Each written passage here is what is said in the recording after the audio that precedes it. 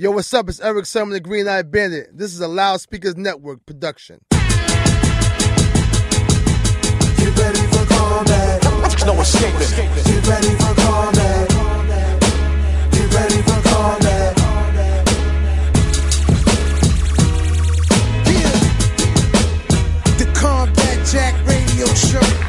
Stand up. Hey, yo, Internet, you're tuned into the Combat Jack Show. What's up, Premium? What's going on, Combat? Man, we got a friend in the building. Mm-hmm. I don't even know what to call this man anymore, man. This is a guy of multiple talents. You've heard his music. You hear him on satellite radio.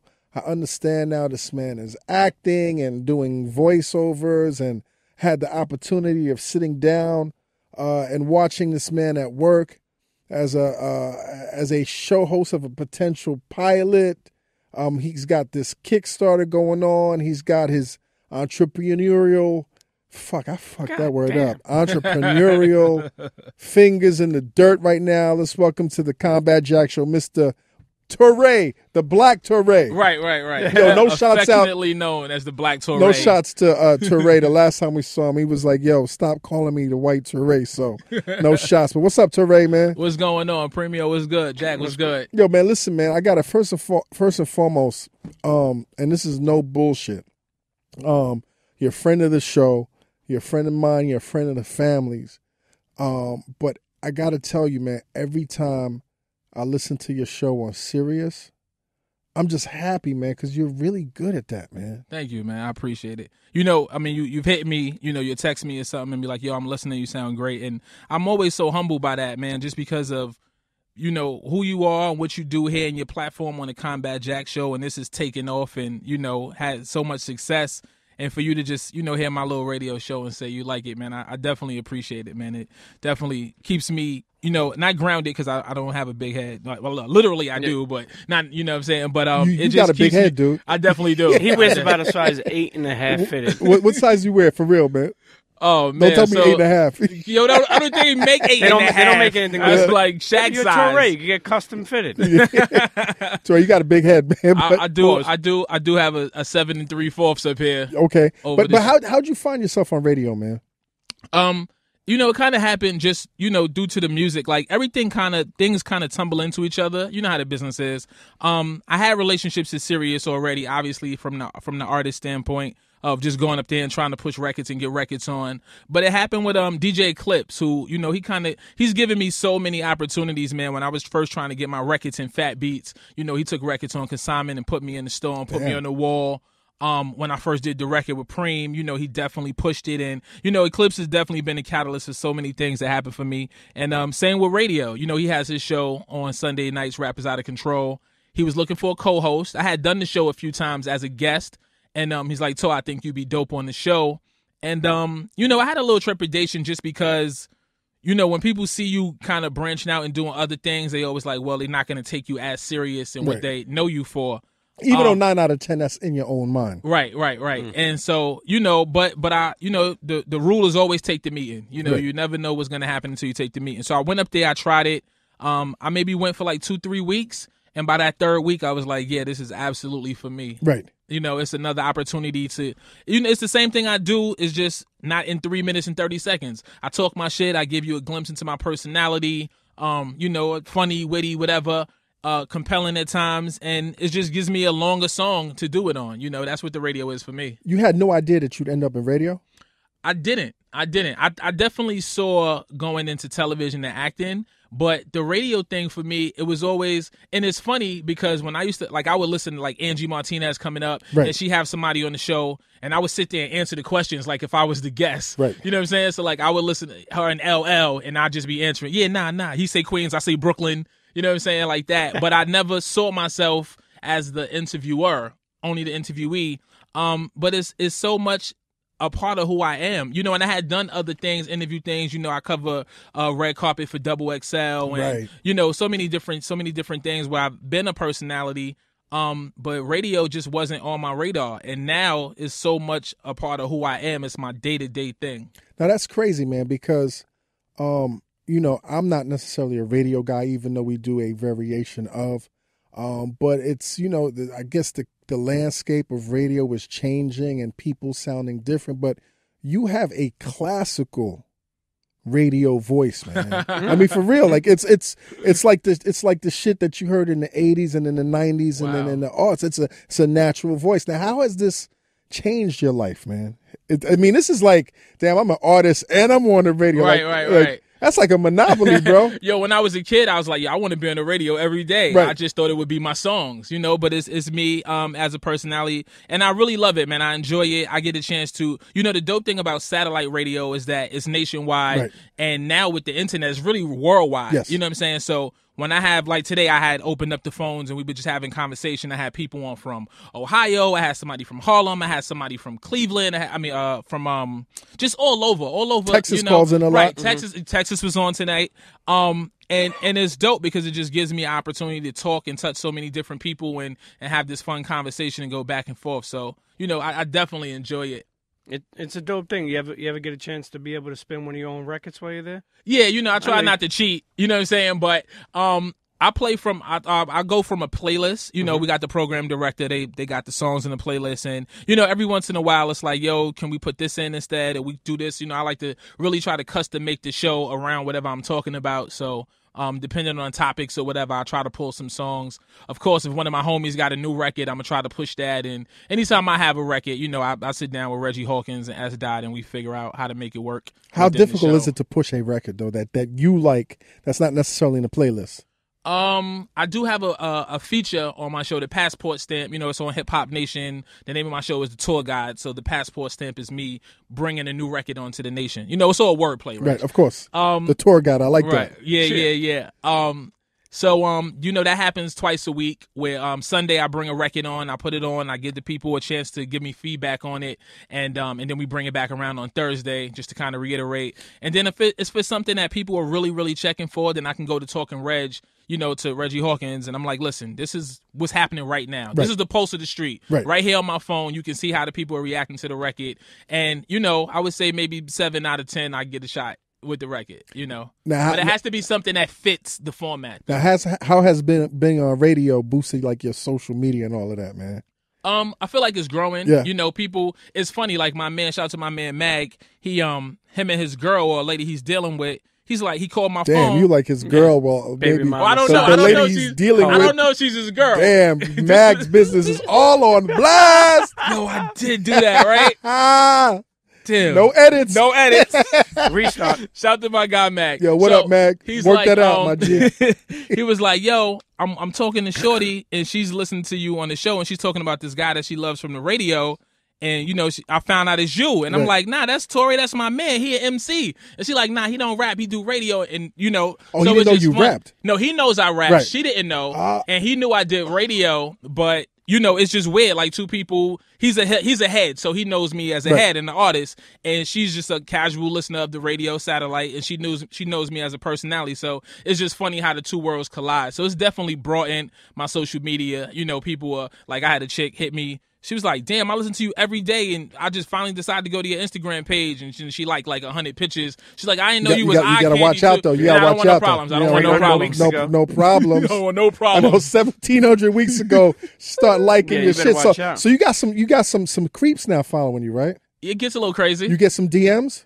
DMs heavy. I don't even pay attention to them though. So like, you don't pay attention to them. Nah, they got the option like you could just delete everything now. Yeah, like you don't want to know what they're saying. You don't want to see the. If I don't know them, I don't open up the DM. Right. You don't want no problems, right? I don't even want it to be perceived as it could possibly be a problem. I don't want nobody to screen. Yo, the screenshot game is real. Right. You open it, you say one thing, and I'm like, you know what? Yeah, that's true. Keep Pookie out the crack house. Now it's crazy, man, because. And once again, I'm not trying to cause no troubles because I know you're a family man and the whole nine. But do you find now, man, that you have what's bigger for you? Your female audience as a rap artist or your female audience as a radio personality, man? Because you be talking that talk, man. Yeah, we have a good time on the radio. I would say they're about even. Okay. Because when I do tour, like I said, we tour overseas more than domestically, and in places like Germany and Italy and shit like that. The female audience, be like, Schwarzfa, I love you. Come here, give me that penis. The female audience definitely comes that sounded out like a Lithuanian midget. Yeah. Somebody grandmother. I don't even want to. Somebody old grandmother Give me the biz. Pause. stirring the big ass pot. So yeah, it's definitely a lot of ladies who come out to the shows Right. abroad. So I would say it's about even. So you're a built dude, man. You ever just say fucking and go shirtless? I definitely like don't. You don't like LL? Keep it respectable. Yeah. Keep it respectable. Torae reminds me of LL, except he don't lick his lips. Yeah. And I'm happy for him about that. What keeps you from tearing off your shirt, man? You in the prime of your life. You got guns. What's up, man? I don't want no problems, man. You don't want no problems? Listen, I got a nice couch. It's leather. It feels good. I fall asleep on it sometimes. Right, but I don't want that to be that. I don't want that to be the spot. Yeah, man. Is that natural or is that creatine? And Yo, you know what's crazy? People always, I won't say accuse me, but people always suggest that I don't do nothing. If I did something, I look like Dwayne Johnson. Like Yohimbe? Yeah, I'd be on it. I'd be Serge Ibaka out here. Like, you know what I'm saying? This is all just like I do push-ups. I run a little bit. My knee is shot, so I'm not running as much. I definitely eat a lot of junk food. Not junk food so much, but I'm a cake guy. I love cakes and donuts and shit. So, just to kind of offset that, I try to stay a little more active or whatever. But I don't take no supplements, no nothing. Like, just water. You know what I mean? That's beautiful, man. Now you have an announcement to make, man. You got something that's underway. You hit me and you wanted to make this announcement on the show, man. Tell us what it is, man. Absolutely, man. We're doing this Kickstarter for the new project. I'm just so excited about it because, we in a time where you can interact with your audience in a whole different way. You can do dope things with your listeners and your fan base, and you don't have to go through so many people to get to the people that support you. You know what I'm saying? You don't need no middlemen. It's like, yo, you like the music, you tweet me, I hit you back, we have a conversation. Just recently, maybe 2 weeks ago, this dude was like, yo, Torae, I'm in the city, I got a bunch of your CDs with me, it's my first time in New York, are you around? And I was headed to the radio station, I was like, well, if you're in Times Square, I can link with you. And he was like, yo, I'm in Times Square right now. We met and we chopped it up for a minute. I signed all his joints and, so I just That's a fan, man. Yo, I just love having that direct contact. Right, of course. It's very important, man. These are the people who've been keeping my lights on for, since 2006-07.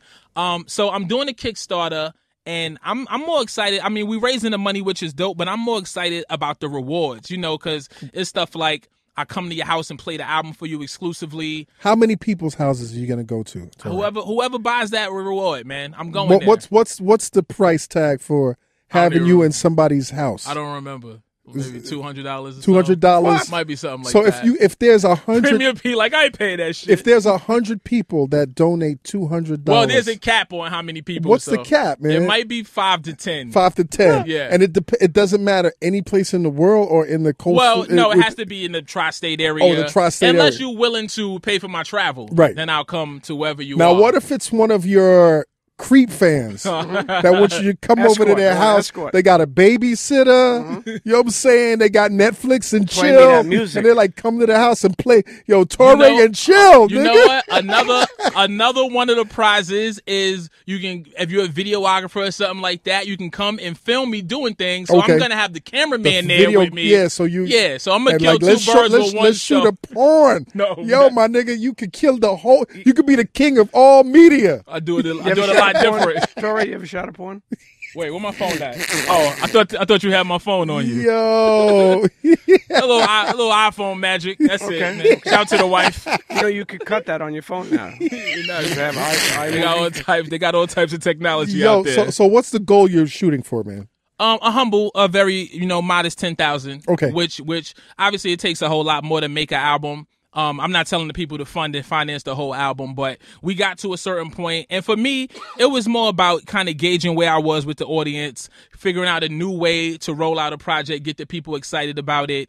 And, of course, into bringing some of the funds in, for mixing and mastering, because I just didn't want to do the same thing that I had done with previous projects, go partner with somebody, have to cut them into a percentage. And, I'm like, listen, man, we in a day and time of direct-to-consumer. Do it yourself. Yeah, cut the people out, do it yourself. And who better to help you fund the project than the people who've been asking since my last solo effort? So, what's the concept of the album? Well, the title is Entitled, and I'm kind of talking from a place of kind of feeling entitled. I felt entitled to being a major rap star at one point. I was like, yo, I'm not a rhyme. I'm a nice guy. I pay my tithes. It's gonna happen. I'm gonna get a big deal. I'm gonna be. And it was like, well, are you doing the work? Are you really, or you just think it's supposed to happen for you? Right. You know? Because you can't, showing up is not doing the work. Nah. You got to do more than show up. That's just the first step, you know? So, you know, from that aspect, I'm definitely talking about a lot of things that went on just within the last few years as far as the tragedies that we've been seeing and, you know, the injustice that we've been seeing in the community. So I'm coming from that space. Of course, I'm still rapping my face off. You know, I always feel like I got something to prove when I put an album out. So, you know, I want to make sure that the people who know me for spitting get that right off the rip. So it's a lot, man. But it's probably, for me, I'm excited about it because I feel like it's my best work to date. That's hot. And it came so simply. It came so easily. Is it done already? Or is Yeah. So the project is done. As far as the writing and recording aspect, you know, because when I started doing the album, I didn't set out to make an album. I wasn't even sure if I was going to do an album, but I was inspired to create music. And so that's what I started doing. I started reaching out to my friends and going in the studio, and I started creating music. And then I looked up a month later, and I had like 9 songs. And I was like, oh, shit. Damn. You know what I'm saying? So I did not start chilling. I was like, yo, I got a whole album. I'm chilling. Right. And then months went by, and I was like, all right, let's pick this up and finish it up. So, you know, but I reached out to the homies. I got Knots on it. I got Pete Rock on it. Damn. I got Preem on it. Nice. I got some new guys. This guy Praise, man, he's amazing. He actually has 3 joints on the project, and that's just because he kept sending banger after banger. Like I told him to stop sending beats. Right. Because I was like, you're gonna get the whole album if you keep sending shit because you just. And I'm committed to Pete Rock and Preem and the whole 9. Well, I know what people when they get a Torae album, they look for certain things. So you got any cameos on there? I kept it to a minimal just because, again, I didn't set out to make an album. Like I didn't go in like, yo, I'm going to make an album. Right. I just wanted to create music. So everything that I was saying, I was saying. You know, I didn't really have anybody else that needed to say it. As I kind of started to pull back from it and listen to songs, I was like, okay, this person will fit here, this person will fit there. So, you know, I got some cool cameos on it. Okay. Not gonna let that out yet. Okay, now where can the people find this Kickstarter? And when is the deadline? The deadline is September 30th. Okay. So definitely get on that ASAP. That's today. Internets. That's tomorrow. Right. Get put right that on money that. in there. Put that 200 in, man. Do it, man. Females, put that 200 in. Well, it's not only 200. You could put in $10. Yeah, put that 10, put that 5, put the 15. But you want Torae to come to your house and help you vacuum. You know what's crazy? We did the guys who helped me put it together. They said, well, let's do a create your own prize thing. You know, $50. Come up with your own reward, and if Torae approves of it, you know, we'll make it happen. And I think that's got the most backing. Right. So everybody got this $50 idea that they want me to do. You know, some people have donated more, whatever. So yeah, man, definitely. If you follow me on Twitter, I'm talking about it all day. If you follow me on Instagram, it's the link in both of those bios. So if you go to my Twitter page right now at Torae, Torae, click on the link, go to the Kickstarter, check out the video. If you see something on one of the rewards on there you feel like it's interesting and you want to get involved, then, you know, I definitely appreciate it. Tell the audience also when and where they can listen to your show, man, the tour guide. Yeah, we on Sirius XM. If you got a, you know, rental car, most people listen in the ride. So if you got a rental car, or, you know, you can download the app. But the tour guide is on Monday through Friday, 5 p.m. to 10 p.m. That's Eastern time. And Sunday mornings, 10 a.m. to 3 p.m. And what channel? 44. 44. I listened for 3 months. I listened to you for 3 fucking months. We got to renew your Sirius, man. Until they said Sirius is real, man. Until it was like pay up. Sirius is real, man. People be riding that trial, man. Hey. Yo, last thing, man. So you're an actor right now. I am actor. No, I won't say that. Actor guy. Actore. This is a new thing for me as far as something that I'm really, really interested in, but I wouldn't call myself an actor because there's a million people that do it, and I respect the craft. But you're in this project, this big project. I am in this project. You know, I have a really, really small role in a really big project. What's the name of the project? It's called The Breaks. VH1 movie? VH1 original movie. Dan Charnas. It's based off his book, The Big Payback. I mean, there's some amazing people in it. Wood Harris is in it. Method Man is in it. Mac Wiles, Tristan Wiles is in it. DJ Premier did the music for it. Is Bokeem Woodbine in there? I don't think Bokeem is in it. Where's Bokeem, man? I just saw Bokeem in a commercial on something though. Doing what, man? He's on something. Affleck? Like, nah, it's like it was a commercial for a TV show or a movie or something. Okay, I got. We gotta get him on the show, man, because he's official, man. I love no, Bokeem. I do too, man. He got a big head too, though. yeah. This guy's over here talking though. This guy's over here talking. Hey, man, it takes one to know one, right? So anyway, man. So the breaks. Yeah, the breaks is coming in December. December VH1. What role do you VH1. play, man? I play a MC by the name of Sig Sauer. Okay, that's a good name. Yeah, it's Bang Bang. Right. Popular gun. Which company. label do you get signed to? We can't disclose too much. Okay. We got to make sure that people watch it. Do you do a shine and bust one in the club? I'm gonna be in the club. Okay. It's gonna be a very serious, pivotal scene in the movie. That's how they sold it to me. Right. You know? Now, in the conversations I've had with Dan Charnas, it's a period piece. Yeah. Early 90s. Set in early 90s. So what's the in gear New like? York. What are you wearing, man? What fabrics? You wearing Tommy Hill? Walkaway? You know what? We got Walkaway. I think we got Lee's on. Lee's, damn. the green Lee jeans. Nah, the real plain blue Okay. with no wash. Patch Like sort of like hip hop mom jeans. Right, exactly. I got you. With the lower waistline. Though. Right. The waist don't go right, all the way right. up. Wife beater, cap. Ball cap, like a game cap. What's on the feet? Some good Nike Forces. Okay. They did a really, really good job with the wardrobe, man. Right. And the prop master, he came in and he was making sure the jewelry was right. And I was like, yo, they was wearing chokers more so than, and they really had So it you together. got like a DMX like little. It's funny you say DMX because that's kind of reminiscent. That scene is reminiscent of a very famous battle that X had in the Bronx. Okay, So- with Jay-Z, Yeah, kind of like that a little type bit, of but we deal. don't want to let the Right, cat not out too the- much, not too Ain't much. nobody listens to this show, man. Whatever. So the breaks. Worldwide. Yo, now you talking about my followers on my show. My shit's going to spike after this. Yo, I'm so happy for you, man. Thank you. So what's next, man? So the Kickstarter, the Right. radio show, the Act Torae. Right. And what else, man? And then I just did the theme song for the Brooklyn Nets for the Wow. 2015-2016 season. Wow. Nice. That's crazy. And all the voiceover. So people been hitting For me. the Brooklyn Nets. Yeah, if you watch the Yes Network, and you see the coming attractions for the Nets this season, that's me. So I did the dope commercial for Joe Johnson and Brooke Lopez, and I did one for Thaddeus Young, and we did one just for the team in general. So One important question, man, is the Brooklyn fuckboy still around? possibly. You know who I'm talking about? Yeah. The mascot. The mascot. Yeah. Possibly. You I like don't that know. mascot? You know what? I'm gonna keep it 100. Are you man. being paid to say you like the mascot? Hey, I'm a Brooklyn guy. don't You fuck up can't his pay check. me. You can't pay me to say too much. When they floated that motherfucker from the top Yeah, that of the was- arena, I was like, yo, the Brooklyn fuckboy. Yeah. We got the worst. Who's worse than the fucking Brooklyn Knight? The Met with the fucking baseball Met- head. Met that ball? piece of Listen, shit. But the these kids guys, like him. Yeah, Okay, these you're right, guys, you're right. The kids they're do like team him. mascots. The kid, They not- no. The kids like the Mets mascot. That's- They don't nobody like that likes- fucking dude. nobody likes He the looks like a Brooklyn Knight. dominatrix or coming down with the black fucking like. He yo, looks like a fit and a- Tyler Perry, like a Madea. Yo, we got to do like a change.org petition to get rid of him. We gotta man. change But him. anyway, so he's still around. I believe so. Did I you get believe to meet so. him? I did not. Okay. I did not. It's funny for He's me. kind of built, man. I don't want no problems. You're man. kind of built, man. We gonna have a Hold face up, off. man. Yo, Torae, let me find out you're the mascot. Toray's the mascot. Damn. This guy's journalistic integrity, Yo. man. Don't let that out the box. Nah, man. Nah, for real, man. That's great, man. Yeah, man. I'm So excited. you got So many season great things tickets? going on. We got a couple tickets. Okay, man. okay. They ain't give us a whole season. Okay. I got to split my time, on 34th Street anyway, Yes, man. yes. 'cause I grew up a Knicks fan, so I can't. I'm a Brooklyn guy, all Brooklyn, everything. Shout out to Coney Island, but I can't turn my back on where I've been loyal for 20 plus years. I'm not that guy. Let me ask you, with Coney Island, right? We both grew up in the same, same area. We grew up from Coney Island. There's not many artists that came out of Coney Island. You know what I mean? Yeah.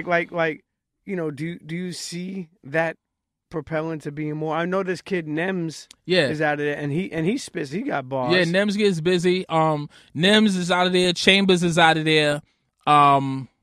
There's a lot of guys doing their thing, man. But those are the two who make a lot of noise. Oh, shout out to Franchise Liaison.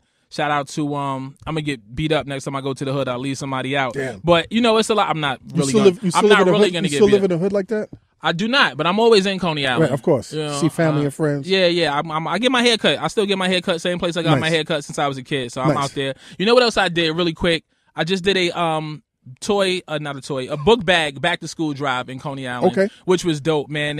I was able to give away 200 backpacks with school supplies in them, and I'm looking to do that again around Thanksgiving and Christmas, and moving forward, man. I want to continuously just kind of give back to the neighborhood with this little incy-wincy bit of celebrity that I have, whatever Man, I could do to. anything you do, man, counts, man. definitely. Yeah. Anything yeah, you do counts, man. Once again, man, tell our audience where they can listen to you, where they can support your Kickstarter, definitely. and when we're anticipating the breaks. Yeah, man. Your breaks, breakout role, man, as an act Torae. The breaks is coming in December. The album entitled VH1. is coming in December. And you can get involved with the Kickstarter right now. We got 1 day left, so definitely jump on that. At Torae on Twitter and on Instagram. Check the link in the bio. They If can you donate see- anything, right? Yeah, anything you want, man. Monetarily. Monetarily, yeah. yes. Don't be like, yo, I want to donate beats. I donate. You got enough beats. Yeah, The album I got the is beats. done. The album is done. And then once again, man, how often can they hear your show? Monday to Friday. Yeah, we on 6 days a week, Monday through Friday. Sirius XM, Channel 44. That's Hip Hop Nation. Shout out to the boss, Reggie Hawkins. Shout out to S. Dot. Everybody Reggie over in the there building. Yo, holding it down. I hear you on weekends though. Yeah, is that Sunday morning. Sunday morning. Okay, Sunday morning. Yeah, that's is where I that, started. Is that pre-recorded or are you actually in the I studio? go in the studio, man. Really? I get it. I love it, man. You're It's, not doing that Greg Street shit? nah, man. I love Okay. it, man. When you still love it, you still new, and you just want that energy. You know, Right. you want that interaction with the people. We about to work. You know what? I'm not gonna let it out yet, but definitely follow me, man. We working on something special for each Sunday moving forward up until November 13th. We're gonna have a treat for you. Yo, Torae, man, what's this? Your third, fourth time on the show? Fourth The time. fourth time time? on the show, man. Fourth time is a anytime, charm. man. We love you, man. Thank Black you, Torae. man. I love the moves you've been making, man, since I was introduced to you, man. Thank you, man. Excellent. You are an excellent radio host, man, and Thank I you, wish my you brother. I continued appreciate it. success, sir. Yeah, no, And- and you know what? You continue to I feel like reinvent yourself, man. You continue to not just let shit just simmer down, man. So Nah, I'm man. definitely You proud gotta. of you. It's always good to see that. Thank you. And I think people should definitely go out and support you. A funny thing is with Dan Charnas, I do want to say when I actually spoke to him. This was like a couple of months ago, and he had texted me, or I had texted him, and he had texted me back like, "Premium Pete, man, I was just thinking about you," and I was like, "Oh, that's dope." He's like, "Yeah, I was wondering where I could get a younger Premium Pete." Oh, that's I'm fun. like, oh man, For the show, for the right? show. He's, Yeah. like, I need He's one like, of those well, I'm fucking about to people. drop one right now, but he might be a little too Right. young. The youngest I premium. can play his uncle. Yeah, forget it. Forget about it. But Torae, look, you're a friend of the show. Thank you, Your guys. family of the Thank show. you. I We appreciate support it. and internet support Torae, Black Torae. There you Cheers. go. Let's take a break. Combat Jack Show. Be right back. F your radio, F your TV show, and F your podcast. Peace. Yo, internets, this is a public service announcement. Come rock with us this Saturday, October 3rd, at the Bakery on Bergen. That's right, the Bakery on Bergen, 740 Bergen at the corner of Washington Avenue. The Combat Jack Show presents the weekly drop, featuring none other than myself, Combat Jack, and the big homie Super Mario. I'm talking about the Locks, Jadakiss, Bad Boy. I mean, it goes on and on and on. That's right. All you producers, artists out there, bring your joints to us to get that real critique. And you never know, you might have an opportunity to get on the Combat Jack Show platform. You know what I mean? Come rock with us this Saturday, October 3rd, and let's get it in. The weekly drop. Cheer. Internets, you're tuned into the Combat Jack Show. And Pete, look who stopped by. We have so one half of this segment of our guests has been on the show before. It's not new to the show, but I got to tell you, internets, man, from someone who talk the talk, but not necessarily walks the walk. It's such an honor, man, to see these young people out here walking the walk, talking the talk, fighting the fight, and in some instances, really, like, this is no hyperbole, no exaggeration, risking their lives, man, just for social justice, for equality, for everybody to get a fair share, man, and to stop police brutality and a whole range of other things. So before I ramble on and detract and lose and bury the lead, I want to introduce and welcome to the Combat Jack Show, Miss Netta. Hello. And Deray Mckesson. What's going on, y'all? It's good to be back. Hey, what brings y'all to New York? The Pope? No. Netta, this is your first time on the show. on the show. This is the first Yes. time I'm meeting Yes, you. finally. We've been going back and forth on social media and everything. I know. Fighting great like Netta. brother and sister. There and you all go. that. There you go. You got to meet Erick Sermon in the lobby. I did. Wait, bring the microphone closer to you. There you go. What brings y'all to New York? We were here to see the screening of Vice's documentary. What is it called? Fixing the System. Okay. And what is the documentary about? It's about the criminal justice system. Okay. And Obama's first visit to a federal prison while being a sitting president. And so he was in it. Erick Holder is in it, talking about the many things that are wrong with the system and how we criminalize nonviolent offenders and put them into systems so they can keep going and keep going and keep going. So it was very informational to see those personal stories Right. of families and see how it's actually affecting not only the person who's incarcerated, but their families, their brothers, their siblings, everything. Well, Pete, we've talked about this before, and you've been incarcerated, but you've spoken about how. Well, you tell them about it. Well, I'm a nonviolent offender, and I wound up doing 3 years, and I came home. I'm home over 10 years, and I've done so much. I went back to jail, spoke, helped people out, and I still have a record. Like I almost lost myself in the system too. So I understand how it goes down, and it's tough. How everybody in the family is affected, not just it's not just you. Well, when you go away, your family does time. Yeah, when you go away, like people think like, nah, I got to go do this bid. Nah, your whole family has to. If you have kids, they got to suffer. These bus rides are fucking 10 hours up into nowhere. And it's just you don't realize that until you could really take a bigger picture at that and look at it. Important question, Deray, is that the same jacket? It's a vest. The same vest. I'm sorry, sir. Is it the same vest that vest. that you had on from the last time, or is it a new vest? No, it's one vest. It's a one vest. All I got It's is been one washed. vest. All you get is. I don't believe All I you got now. is one vest. Huh? All I got. All you got? All I got is Now, one now, vest. now, I'm hearing rumors about endorsements and the whole nine. Stop. You're not getting the Patagonia. I'm not endorsed by Patagonia. Doritos, that was the latest. Is that the latest one? I'm not endorsed by Doritos. I've had to make like multiple public statements about that, even to newspapers. Not endorsed by Doritos, though I do enjoy Doritos, but no, same vest, no endorsements. Cool Ranch or the regular one? I'm equal opportunity Doritos. Okay. I support All Doritos matter. All Doritos matter. Now, what's going on? I mean, the last time I really looked at what was happening with you guys, I saw they had you in cuffs. Netta had on that look on her face. I love that look on your face. Like, motherfuckers, y'all are putting me in cuffs for real? Oh. Like what's happening right now? That's probably what I said. Give us an update. Yeah, I think that, a year ago, people thought that there was a problem in St. Louis and in Ferguson. They didn't think that there was a problem across the country. Right. And a year later, they do. People understand that the police have killed over 800 people this year, again, in all states but 3. And 800 now? Over 800. And I'm sorry, I got to interrupt you. The last time you were here, the tally was at 300 something. I don't know. It's 800 now. We're not even into October. Jesus fucking that Christ. That's Police. The police have killed that many people. Right. Yeah, and remember, that doesn't even, there are no official statistics or unofficial statistics about people who die in custody. So the 800 number doesn't include people like Sandra Bland, right, or Rakina Jones. It only is people who are killed by weapons, but not necessarily in the custody of police. So that's really interesting and problematic. Since the last time we spoke, we rolled out Campaign Zero, which is like this platform for ending police violence, and that has had a lot of resonance. We met with Bernie Sanders to talk about his campaign. How was that, man? It was interesting. I think that Bernie, like all politicians, has like some room to grow in terms of how he listens to people and what that means. I think by the end of the conversation, it was really productive. I think he heard us. We talked to him a lot about how race shows up or doesn't show up in his policies. So he focuses on income, for instance, right, and doesn't focus on wealth. And you could actually bring everybody up to the poverty line, and people are still screwed, right? He doesn't address right now sort of the wealth gap and like the net worth gap. So we pushed him on those sort of things. Like, he supports a jobs bill that will give 19 million jobs, for instance. And we said, well, how do you know this will go to people of color? And we pushed him to to build in structures and mechanisms that actually make it speak to people of color, as opposed to just hoping. So we had a good meeting with him. We'll be meeting with Hillary soon. And she requested to meet with you guys, right? So I tweeted her. Okay. And she tweeted back and said, I'll meet. So, But that's kind of powerful when you tweet somebody like a Hillary Hillary Clinton, who, when she gets your tweets, like, I better respond to this. I hope that's how she took. We're hopeful about the meeting, and she responded and said, I'd love to meet. So we are working right now to schedule that meeting. Hopefully, it happens in early October.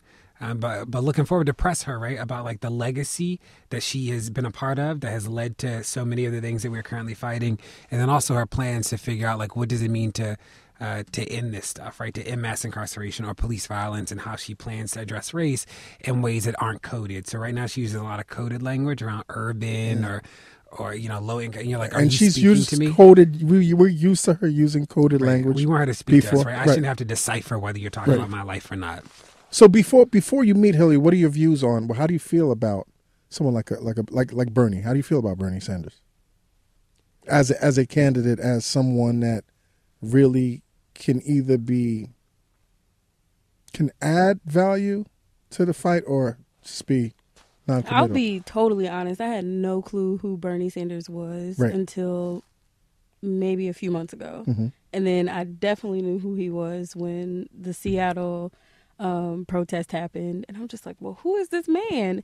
And then, you see on Twitter, people are like showing that the crowd sizes at his rallies are overwhelmingly large compared to like Hillary's or whatever. And so that was a lot. And it made me interested in knowing who he was. And I just think of Hillary as like an extension of Bill. And when I grew up, I'm 26. I thought that Bill Clinton was actually... You're only 26. Yeah, I'm only 26. I just turned 26 in April. Happy belated. Thank you. And so I just thought that Hillary was an extension of her husband. And when I grew up, Black people loved Bill, but not apparently, but now that Black I'm people like wasn't learning, paying attention. Yes, when I'm learning and reading what Bill actually did to Black folks in America, that he had to eventually apologize. Yeah, that's hard. People got confused because he was smoking weed and he was banging. He was on the Arsenio Hall show. Yeah, so people got confused. Did he play the saxophone? Saxophone with some show? shade. So he was, the quote unquote first Black American president. La la la la la la. And I do think, it's interesting. Bernie is like talking about a lot of issues in ways that nobody else is, right? Mm-hmm. So Bernie came out and said that like America was founded on racist principles, that which is true. It caused like an uproar, and he is stubborn enough to like back that up to the end, right? And like somebody has to do that in the political space, and that's important. I think that like what we're all interested to see is like how does race show up in it, right? Because he's so progressive economically, sometimes we can just assume that like will be racially equitable, and that actually but we can't isn't, assume that, right? And which is a great point. So interested to see what his platform looks like. And then Hillary, has like a long. She's been in the game for a long time, right? So there's this question about like you've had structural power, and like how have you used that to like either support or harm people? And then what is your plan for moving forward in ways that actually speak directly to people's lives, as opposed to making us sort of like decipher? And of the three candidates, right on the Democratic side, she's the only one who's released nothing, right? So she has like speeches. She's holding her cards tight. She has these speeches, and she does have a really strong team, right? So Maya Harris, who used to work for the ACLU in California, like leads her policy team, which is significant in its own right. So like it's an informed group of people, but like whether that will translate into stuff that actually makes sense, right? And how far is she willing to use this machinery that she's built to actually like help people will be interesting.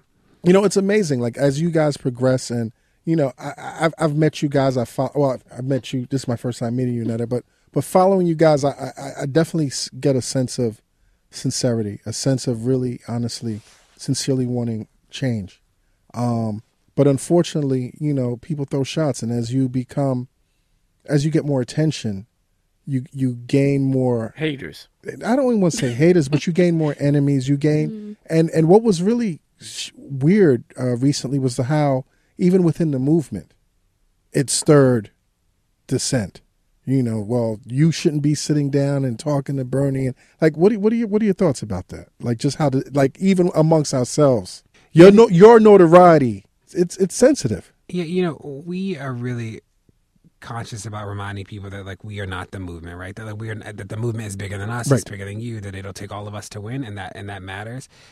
Not only because it is true, but because people need to like remember that, right? That like we all make this space work. I think that in some ways, like we become like easy targets for however people feel about the movement space, and I think that is just like part of the territory. And the other reality is that this work will always be more important than it is popular, right? That like we didn't get in the work to be visible. We try and use these platforms however we can to like support other people, and it is disappointing when there are these fights that happen publicly, right? Because we have never ever brought any of the the drama within the movement space into public spaces. Right. We have not. We've only responded to it as it's been there. It's like family business, right? Yeah, but it is really disappointing sometimes to be the target of things, especially by people who like have our phone numbers, right? Who know us, who after they'll say something, then they text us and they're like, "Can we talk?" It's like, well, we probably should have talked before you decided to talk to that national news outlet, right? Or before you tweeted it and then you deleted everything. Which is questionable also. Like if you tweet strong. Stand by it. Yeah, stand by your tweets. You know, there are a lot of people who talk about accountability and don't live it, right? So it's this idea about like model the values that you talk about so often, which is something that we try and hold ourselves to as well. Can I answer? Yes. I just want to say I definitely didn't leave my house on August 9th to like, I didn't think I would experience any of this. You know, like I was at home with my sister and my dog and my aunt, minding my own business. And I just saw like a need, and or my friend Stefan was killed by the police in St. Louis City, maybe 2 miles from Ferguson. And the police, February of 2014. Wow. So I lost my mom in January, my friend in February. And then in August, Mike Brown is killed by Darren Wilson. And in seeing Mike on that ground, I saw my friend Stefan, and couldn't you saw be Michael. there. You saw Michael. No, I didn't see him out there at all. Thank God. Like I went out at maybe like 9:00 at night. But I saw his blood, and that was enough for me. And that was enough for me to find out like what's the next thing. And the next thing was a protest, and that's where I went. August 10th was my first protest ever. I didn't know what to do. I just got water. I'm like, let's just pass it out. People are gonna be thirsty. It's hot. And like I didn't know him until, which is crazy, and it's such a short period of time. Yeah, like all this happened in a year, and I didn't think that I would make friends who would quickly turn into like, well, you weren't in the box where I put you in, and now I don't know how to handle you, so I don't like you anymore. And so that's really awkward. I'm really private. Before I was like an introvert in my own little bubble. I don't believe that. I really was. Really? I don't believe that either. I really was. I promise you. And like I had my small circle of friends. And your dog. Yeah, and my dog. And August made me have to learn to trust people that I didn't know, who are now like my actual friends, who I talk to often. But it is hard. Like it's hard. And I'm a woman. And so it's like, well, I have to deal with misogyny. I have to deal with sexism. I've never been called so many bitches in my life before going to the protest or being online and being super visible. So that's hard. People talk about my weight. Death threats and death threats are definitely like not fun. People have written my little sister on Facebook to see if she knows me, to see if she's even my relative. Like, where does your sister stay? Like, that's creepy. And you were saying people make comments about your weight? Yeah, my weight, my body type, my shape, my hair, my makeup, my nails. Everything is, like, super analyzed. And it's just like, what does this have to do with any of my work? How thick is your skin right now? It is really thick. I have to give it to my mom. Like, she used to always tell me I don't know if this is the best parenting advice, but she would tell me I have to be hard on you because the world will be harder. If I don't like prepare you. That's great advice. Especially if I'm an older sibling, right. So like I have to protect her, and so it helped me in the long run. But some days I do have my moments where I'm just like, why would you say this about me? Like that really hurt my feelings. People just don't realize that we're still humans. The internet is a angry, weird place. It's a beautiful place for certain things, but it's an angry, weird place. I remember hearing a story about Drake was looking on his Twitter one time.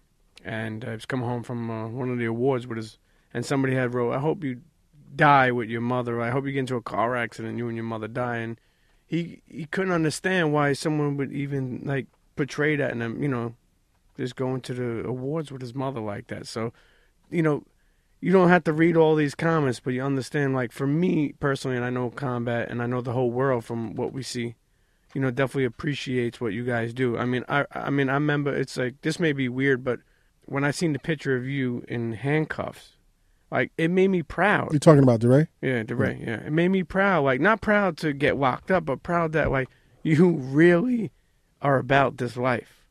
And not your own life, but, like, other people's life. You know what I mean? Like, pushing, like, you know, not many people will do that shit. And that really, like, you know, that put, like, goosebumps in me. I appreciate it. Yeah, and, you know, we are a part of a large community of people who are like focused on trying to end police violence, right? And understanding that police violence is just the tip of the iceberg and a visceral representation of the other ways that the state infringes on people. And like we are laser focused on that, right? That we can live in a world where the police don't kill people. We can live in a world that is better than this, and like it'll take us fighting for that world. And that we got to figure out like how to come together to do that work better. Any days off? You know, like we don't get days off as Black people in America, right? Right. That's true. But But from the work, any days off? Because I can imagine this has placed an incredible toll on you on so many different levels. As much of how much we are championing you, I can imagine the toll that this has played on you guys. Yeah, I think we approach it differently. So if anything, I like probably will slow down some days, but this is like the work that I choose to do 7 days a week, and I'm not like I'll take a break when I am out of the work. And for me, it's not a day that goes by that I don't talk about the movement or the work, but it is some days where I'll put my phone down and just watch trash TV. Like what do you watch? Oh, now I done called it trash. But I love and hip hop. Okay. Every city. I mean, everybody calls it trash, regardless if people love it or not. So that's love fine. it. It's so good. Right. And like I love what's the New York Black Ink. Black Ink. Love them. Okay. So hilarious. And did you guys watch Empire? No. No. I think I'm done with Empire. You done with Power. Empire? Did you? I am a fan of Power. You like Power? Yes. Yeah. And I'm excited about Scandal. Scandal. Okay. Deray? I don't really watch TV. I saw one why did I know you were going to say that? I saw like a quarter of an episode of Power the other day. Okay. I think Jesse and Torae and Gabby are great. That's That's Empire. Whoops. Sorry. But I mean, that's Empire, okay. That's what I meant to say. I met that guy from Power at the Essence thing. The guy who Omari. Omari, yeah. never seen Power, but he was great. Yep. Wait, you've never seen it, but he was great. He was a nice guy. Okay, I like that. I like that. Yeah, no, I don't really watch You like TV. that show on Netflix with the blind man? Daredevil. Oh, Daredevil is the Yeah. shit. Yeah. You watch So Daredevil? the problem with Daredevil is I thought it was going to be like an escape. Right. But it was all about how bad the police were. And I was like, this is not what I... So after that, I was like, no more. No Did more you watch the Netflix. entire series? I watched an episode, the last episode. Right. I watched the season premiere of this. And by watched, I mean, I was on a conference call while I was playing, but I like had it up inside to support Jesse and Torae and Gabby. But yeah, no, I don't really watch TV, but I am reading Brown Girl Dreaming That's by right, because you Jacqueline Woodson, Right. which is sort of a young adult book. And I know Jacqueline Woodson personally. Do you really? My wife tutors her daughter, and we've become Oh, that's awesome. great friends. It's a great, but I like people had always raved about it, but I'd not read it before. Right. And it is a beautiful, beautiful text. And she's a beautiful person, man. Anything else we need to know about current events? What you guys, what's new? I mean, I love that article on you recently. What magazine was it? The last article on you? I hope you're talking about the BuzzFeed. Was it BuzzFeed?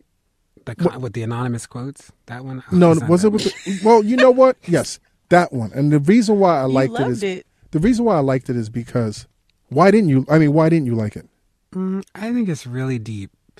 Anonymous quotes is really deep. Right. Like that's deep. It had you stand out, and I'm sure you're tired of being, stood out, but I think it painted you in a good light, regardless of what people were thinking.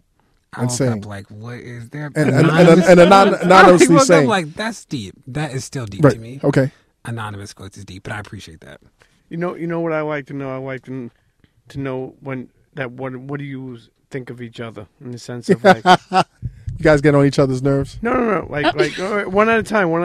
Deray, Let her go first. Okay. Why not? Oh, 'cause I was let gonna you come turn in the door around. first. Say ladies first. Let her go. Yeah, you you Look just met her, lovingly so- into his eyes. Let's I was go. ready I want for to the hear. answer. I want to hear. Lord. Okay, You know, okay. we're rarely together like this. We're What together is all the what time. does Deray mean to you? Deray is, I might cry. So I met Deray at a medic training, and I met him. He had on his red shirt, red shorts, red shoes. Not these same shoes. I bought those shoes though. Blue vest? No vest. It was too hot in August. And he was like, on the floor, it's me, my cousin, and my best friend, and we're like trying to figure out how to do tear gas and like clear our eyes. And he just turns around in the house and he's like huddled up in the corner. He's like, I'm Deray. I'm from Baltimore. I'm working in the Minneapolis school systems. I'm like, okay, who is that? Who is he? But okay, let's go do Like, this. who is he? Like, he's cool, or who is he? Like, No, like, who is this dude? And I like whenever I would get too tired or I would be tired of my grandparents calling my phone like, go home. And I was like, well, who do people on Twitter need to follow? And it was him and this other guy, Haiku, who would like stay up really, really late out on West Florissant. So I would start telling people like, follow Deray, blah, blah, blah. And then the next time I saw him was at a church, which is really odd. I'm not religious, but I was there. And, you know, pastors love to do the turn to your neighbor. And so I'm turning to my neighbor, and my other neighbor that I actually already knew, he's like turned to somebody else. I'm like, damn, I got to turn to Deray. Right. And so I turned to Deray, and like it was like one of those hug your neighbor, blah, blah. And so we hug each other, and I was like, oh, I don't have any like bad vibes, no bad juju, no, you know, positive energy. Yeah, you know, snaps. And I think I could trust him. So I gave him a hug, and I was like, okay, I'm going to give him a chance. And from there, I'm just so thankful because I don't know where I would be if we hadn't like teamed up, or if he hadn't invited me to start working on the newsletter, because it helped me start thinking differently, thinking more critically about what was happening to us, instead of just being constantly in fight mode, like the police are fucked up, da da da da.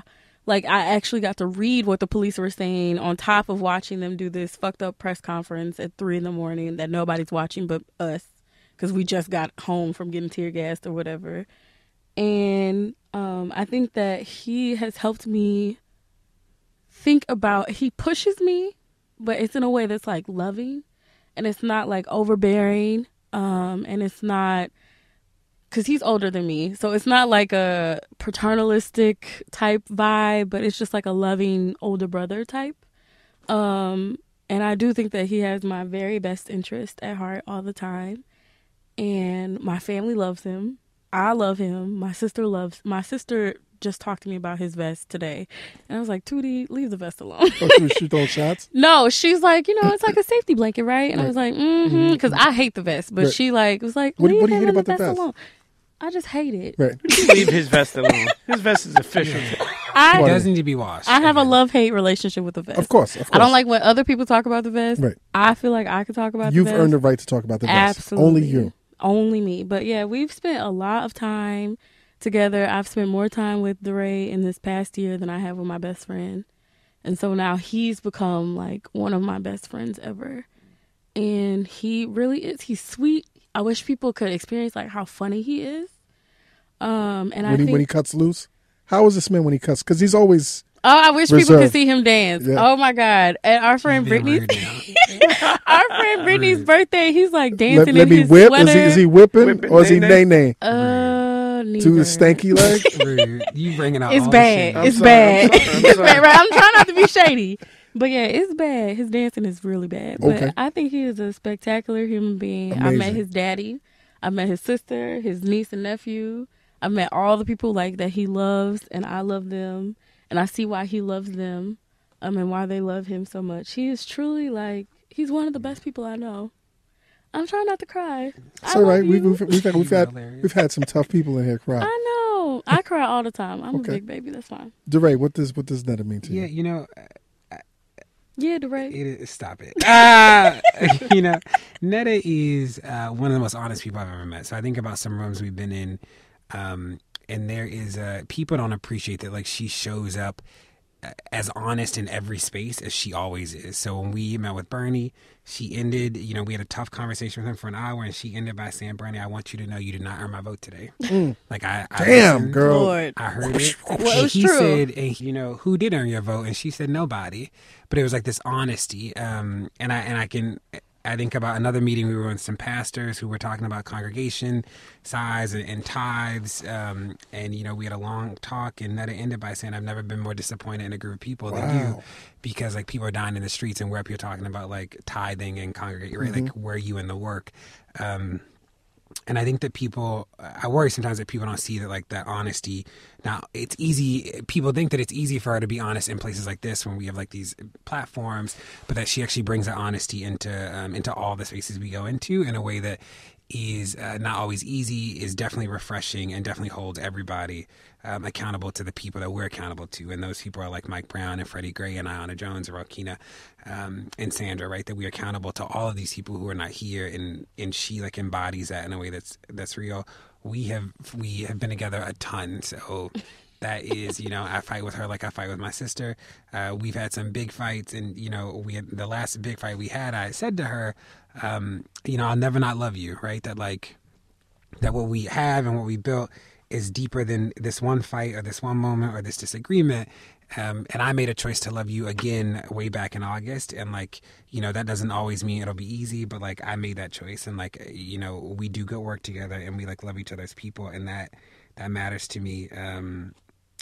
So that is, it's so beautiful, really special. So and it is, and we are very different. We show up differently. I want to teach her how to dance. Right. I wish she wasn't a hater about the vest. The vest is nice. The vest smells sometimes. So I can imagine. Yeah. We got to get you a vest. That's then. right.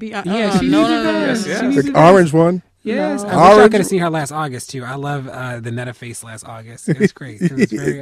August was the worst I've ever looked on purpose. My mother was a beauty. She was a hairstylist. Mm-hmm. We owned a beauty salon when I was really young. So it was the most unput together I've ever looked. But I was just mad, and it was fine. Sometimes it's I good to just be. needed my Sometimes anger. it's good to be mad and natural, right? We got arrested, and we had a protest in the jail, and I would never. That was a I moment held him down. where because the long story short is the marshals were being really aggressive with her actually. And we, for whatever reason, got transported together. 50 people got arrested. She was number 10. I was number 11. We get taken upstairs, and we get in the elevator, and Netta is on 10. I get stuff that I will not repeat here, but the guards didn't know what to do. And then we get taken. She's giving them the business. The business was not even the business times 10,000. They messed up. So we're coming down the hallway, and the guy is sort of being aggressive with her, and I ask him what's your name, and he's like, just call me U.S. Deputy Marshal, and I'm like, that's just not how this goes. So we turn the corner, and I sit down, I'm not going. We're zip tied, and I'm like, I'm not going anywhere till you give me your name, right? That's just. We already arrested. What you gonna do? That's the law, right? And then she's standing up, and we just essentially refuse to move, right? They're like, we're not going to anybody's cell, and we are on level 10,000. Marshals are coming out every door. We demand to speak to the supervisor. But there was this moment in the jail about you actually don't get to treat people like this, and we believe that when we were in the streets, and we believe it in here, right? So we will live that commitment everywhere we go, and I don't know who else would have done that with me if it was not Netta. And we sit on the floor amped. I'm on the floor amped. She's right there. We they you in our house now. We what that mean? This is my house. I'll say it. What the fuck does that mean? What do you mean? It was lit. Oh, it was. Yes, lit is the perfect word. It was Real deep out of out control. there in the middle in the hallway, and I had to get dragged into my cell because I was I'm not moving. So that I got put in the cell alone. I mean, it was just Did you ever get his name? Yeah, we got everybody's names. People's names. Yep. But there was this thing about we know that people. We were moving until we got the name. Yeah, and we know that we have. We knew we'd get out tomorrow, right, or that day. But it's think about all the other people who are in here who you just treat in any type of way. Who have no spotlight, right? Who have no and platform. And that's not okay. Right. And who are voiceless. We don't get to say we fight for those people, when we in the street and not fight for them inside, right? We fight now. We gonna fight everywhere, right? And that matters. And it matters that that we are partners in the work at every space we show up. Man, let me tell you something, man. I applaud you. I want to continue supporting you anytime, and we've I think over the past year we've opened up lines of communications, all of us, and I always want to be here for you guys. Keep me posted. Let me know how we can help, and I salute you.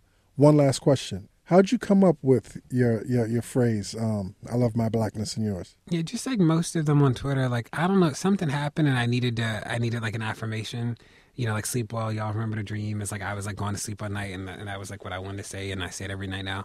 And then I love my blackness and yours, I don't know, something happened on Twitter and I was let me just say this. And then it caught on, just the vest. I started wearing the vest because it was cold, not because it was a thing. And then people were you're the guy in the vest. And I love my blackness and yours. It was I just started saying it because I needed it. I needed to say it to me. And then people were y'all should put it in a t-shirt. And then we put it on. Have you seen the hoodies? They put it on Teespring. Have you seen the hood? How many did you sell on that? We sold probably 2,800. What that with the 2,800? 2,800. I think you 2,800. said. I thought you I said thought you said 2,800. I was like, No. that's some new math. But Deray okay. was trying to hit me with some, like, 2,800. 2,800. And counting. Yeah. And counting. And we made the prices artificially low. We make like maybe 50 cents a shirt or something. But we wanted to do it so that people could wear them more than us making a profit, right? That wasn't the goal. The goal was like to spread this message about blackness as wide as we could. I will be getting a hoodie. I definitely will be getting a hoodie. Listen, our doors are always open. I heard you guys were in town. I said you guys got to stop through, and I want to make that an ongoing policy. So anything else, Netta? No, I'm just here to hold it down. You're holding it down. and we got to talk about your podcast. We definitely got to continue talking about that. I didn't forget. I didn't forget.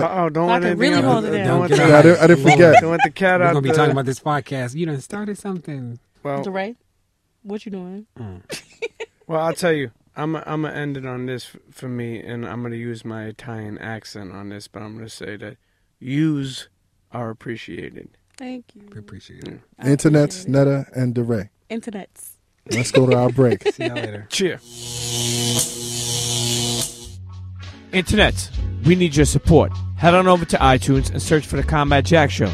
There's tons of episodes there for you to check and listen to on the road, in your room, wherever you're at. But we need you to subscribe. We need you to comment. We need you to rate. And we need you to tell a friend to tell a friend. Thank you, Internets. Don't be a fucky bird. Combat Jack Show.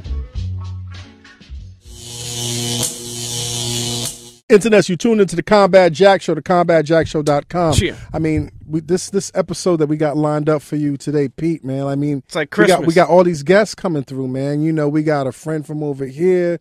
We got some friends from over there. But the main event, you know, let's just jump into this right now, man. You know, I'm very fortunate to have lived in the era where this man was one of my heroes musically, part of a dynasty that I'll never forget. I mean, more than just 4 albums, but when I was on that wave, 4 classic albums that made my life great, that I still continue to keep in the soundtrack on the playlist because they stood the test of time.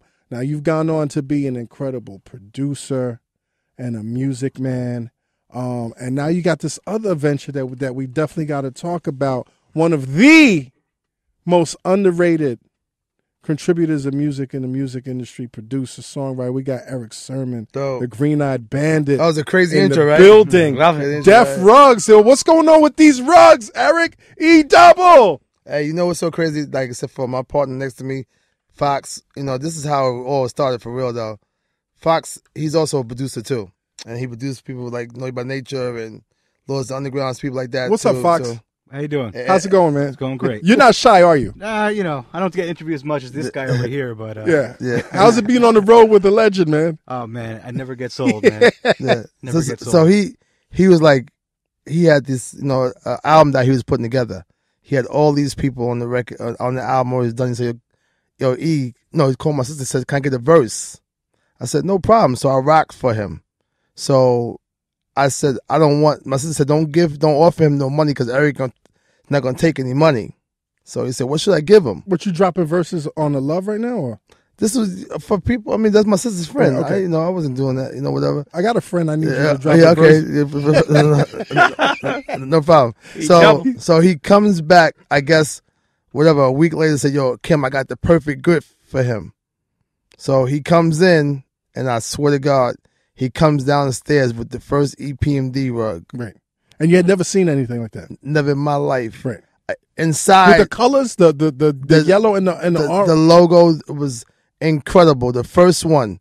And I'm like, Kim, do you see what I see? Because I don't think that they understood. I didn't see I saw it as the business, like right off the bat, like, oh my God, we about to be rich. Do you see this shit, Erick? I'm talking to myself in my head. Yeah. Do you see this shit? This is crazy. It's incredible. So after a while, we sat, you know, and got the business to take care of. Next, you know, how many years has it been? It's about 3 years. About 3 years now. So again, we did ground level. We didn't go out there and start, you know, ask anybody for any help or go out there and make a whole big deal yet. As far as we didn't even do no launch party, we didn't do nothing yet. Ooh, the launch party's gonna be crazy. We didn't do no type of big promotion for it yet neither. We want to get it like we have it now, where we got as much celebrities as possible for people to talk about the brand, and then when it's time to do what we do, we get all the licenses that we need, and then we go ahead and launch it. So this has all been a promotional run so far. Yes, but Fox is like one of the dopest partners you can have, because you see coming up here, like I'm going to see Combat Jack here having this made rug that you just unfurled with, it's like 3D with the letters Camo. coming out. Like what? We'll put it on the internet. Something like this, man. How much would something like? I don't like your foot on my rug, sir. I'm joking. How much would something like resistant. this? Is it? Yes, it is. How much does something like this cost? I would charge $500. Okay, because it is handmade by him. I'm third generation in the carpet business, so I've been in carpet my whole life. Yes. Where's your family from? So, well, Long Island and Brooklyn. Okay, And- but where's the old country? Old country? Yeah, like where's would you guys emigrate from? From Russia and Poland. Okay, so is this something that's been handed down throughout your family, or? No. Well, my grandfather started Fox Floors in Brooklyn in the 40s. Okay. So they had stores in Brooklyn and Staten Island, and I've always been involved with the family business. And like Eric said, I was producing, so I kind of was able to put my love of hip hop together with the flooring, and that's kind of what happened. Now, was the EPMD rug your first hip hop rug that you put together? The first rug. I mean, like I said, I've been around carpet my whole life, and it just kind of when the EPMD rug came together, I always wanted to do something. I've always been around all this carpet. I always want to do something Carpet else and hip hop. But like I said, when that first rug, that was the first one, the EPMD one. Now when you come from this line of rug makers, carpet makers, and you're telling your family, I want to do hip hop, I want to produce these tracks. What are they telling you? You crazy? If you, it's my store is like, it's a small family business. It's me, my mom, my dad at the store, and we do like residential carpet, people's houses, business and stuff. But basically, I want to put my own stamp on the business. So like, you'll come into my store, and it's crazy. This is a stamp. You'll see like an old lady walking shopping with a pillow, standing on an X-Clan rug. Right. You know what I mean? And it's like, I get a kick out of it. You know what I mean? It's like it's my own little like. Thing. Now, what do your parents think of this twist now? I mean, they want to see. They're supporting me. They see where I can go with this. Right. They just want to see, make it happen. They understand the green. They don't care all this promotional stuff. Yes, They're like, they want to see the end result. Yeah. But they're supportive, and it's taken basically. I put a lot of time into this. Other than being on like the showroom floor, I'll be in the warehouse when I should be waiting on customers. I'll be working on some rugs. On like I said, these are all handmade. It's all cut with a razor blade for the custom ones. So it's taken away a lot of my time from the store, but it's all working out. Have you ever, and Eric, we're gonna get to you in a second, but Fox, have you ever then been this passionate about carpets and rugs before you started? No, this? never. Yeah. I mean now I am. It's like, to me, carpet was always boring, and you know what I mean. And now I don't want to do this shit. It's freaking. It's carpet. I want to make beats for like these. Exactly. I have a recording studio in the back of the store too, so sometimes customers will see what I got going on in there. But you got carpet in there for me. What's that? You got carpet. I got all the walls. Have all my rugs on the walls. It's like a little art gallery, and I got the studio in there. But it's crazy. I'll take people back there. But it helps. It helps a lot because I'll be in the store and I get to see like my work. And like I said, it's funny seeing like a lady standing on a Public Enemy rug looking for a Berber or something. Excuse me, do you have any Berber in here? When Eric tells you he wants to go in business with you in this rug thing, what are you thinking? Well, I've been a fan since day one, and to me it's still surreal since the day I met him a long time ago, and since the day the Def Rug started. It's been really surreal. I appreciate it all because I am such a fan of the culture, of what Eric's done, of what he continues to do. And, like, I can't believe I'm sitting here with Eric right now doing this. And you know what I mean? And the fact that, like, a lot of the MCs that I've done the rugs for really appreciate it. And, they feel the passion. And it really, it's really surreal. I got to meet so many MCs, so many of my favorite MCs from the golden era, some of the newer guys and some of the old guys. And, they see me, they'll know me now as, Fox, the rug, Def Rugs, and it's really surreal, and I appreciate every second of it. I really do. I went to I don't want to name drop into right, this. right. I'm not like, yeah. I'm hanging out of with course, this guy and that, but right. So I was at Just Blaze's house, and the first thing you see when you walk in in his house is the Wu-Tang rug. And I was like, yo, where did you get this rug from? And he's like, yo, I was at some place and I saw it. and then I snatched it. Like he said, and I was like, yo, and he pointed me to the Instagram, and I said, yo, I went through the Instagram. I didn't know it was you, Erick. Right. Mm-hmm. I was like, this shit is great. And then somebody hit me, and I don't know, it was whoever handles your site. No, it's actually my guy Bug who was here. He was hitting you on the Twitter and Instagram. Bug. And it was like, I was like, sir, like, oh, this is crazy, man. So even though my pictures is all on. Well, now they're all over the place. But I just saw a couple of. It was back when they had the Woo. I was like, this is crazy, man. Yeah. So how you been, sir? I'm good. I've been going for like 12. Matter of fact, I'm saying 2002, 13 years now. I've been gone from the music industry. Mm-hmm. You were gone, and now you're coming back. What is ESP? Yeah, ESP is this is business moves being made. Like if Jay-Z wants to say, okay, well, I need some extra money, and Live Nation want to give me $150 for touring, I got to make an album so I can get $150 million from Live Nation so I can tour. Same thing with the ESP project. It's something fun to do, but it's for the stepping stone to get to where I got to get to. You know what I'm saying? So, I enjoy it, but it's for another part of the. It's part of the bigger picture. It's easier to get the interviews, get TV, radio. You be seen and get heard, and that right there puts you in the mix of the next step to get you to sponsors and money people and the whole nine. That's what it takes when you have a record. What was it that turned you off about the game, man, or had you walk away? I just think that again, people like me, even though I'm underrated, I establish a lot. I produce the majority of this music business. People that know. Yeah, the people that know, and that once Marvin Gaye came and the music was whatever, then 2002, I came right back with another hit with React with Redman. I just felt like Clive Davis had gave me all this cheese. Giving you $2 million, right? $4 million. And I was like, to an extent, I was like, but that wasn't even nothing. I was getting that from money from Def Jam, Keith Murray at Jive, the Blackout, myself, Dave Hollister. Come on, I was everywhere. Def Squad, everything. So at the end of the day, I just felt like it was a wave coming that wasn't right. You could tell that stuff was changing. Don't forget 2002, the business crash, music crash. The games, people started, the sales had got low. That was the beginning of it. Mm-hmm. And you saw it coming early. I got out the game in 2004.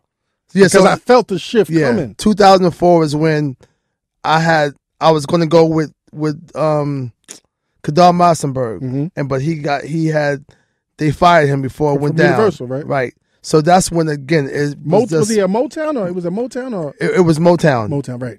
But whatever, and then things just switched, meaning that the South had came in, it was crazy, and then Cash Money, forget about it. It was all about all of that. And all of us was getting ready to be extinct soon, like it is now. So you knew instinctively that, you know what? Let me look at something else because this not gonna be a couple of. I could have been fake as a producer and then did with that stuff because it was nothing for me to make that music. Don't forget, I live in Atlanta, so I could have did anything I wanted to do with any one of them artists because I live there. And then they all respect me because, again, me having the rim shop. I was to put rims on everybody's cars. Don't forget, I also did rims, too, for a long time. Out your rim shop? Keith Murray did. Why? Why did he kick him out? I don't know why he kicked him out.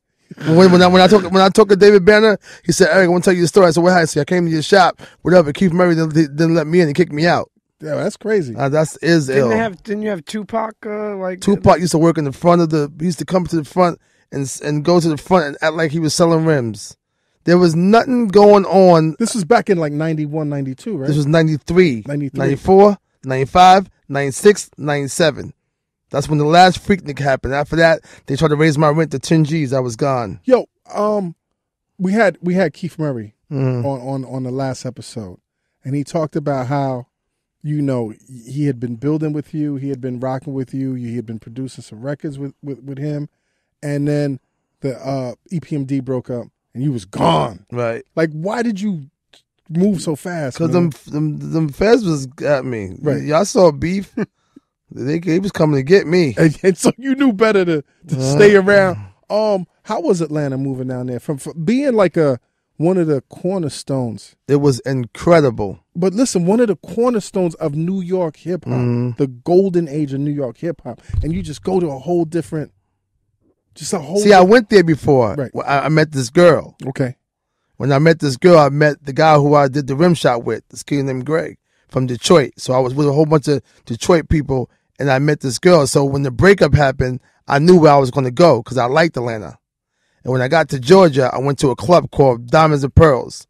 Soon as I walk in the spot, guess who I see? Bobby Brown. We in there tearing the club to pieces, wilding out. Mike, so-and-so disrespecting everybody. I say, you know what? If I'm not going nowhere. Right. Even though I was broke, I had a credit card and $1,000. Now, how were you broke, man?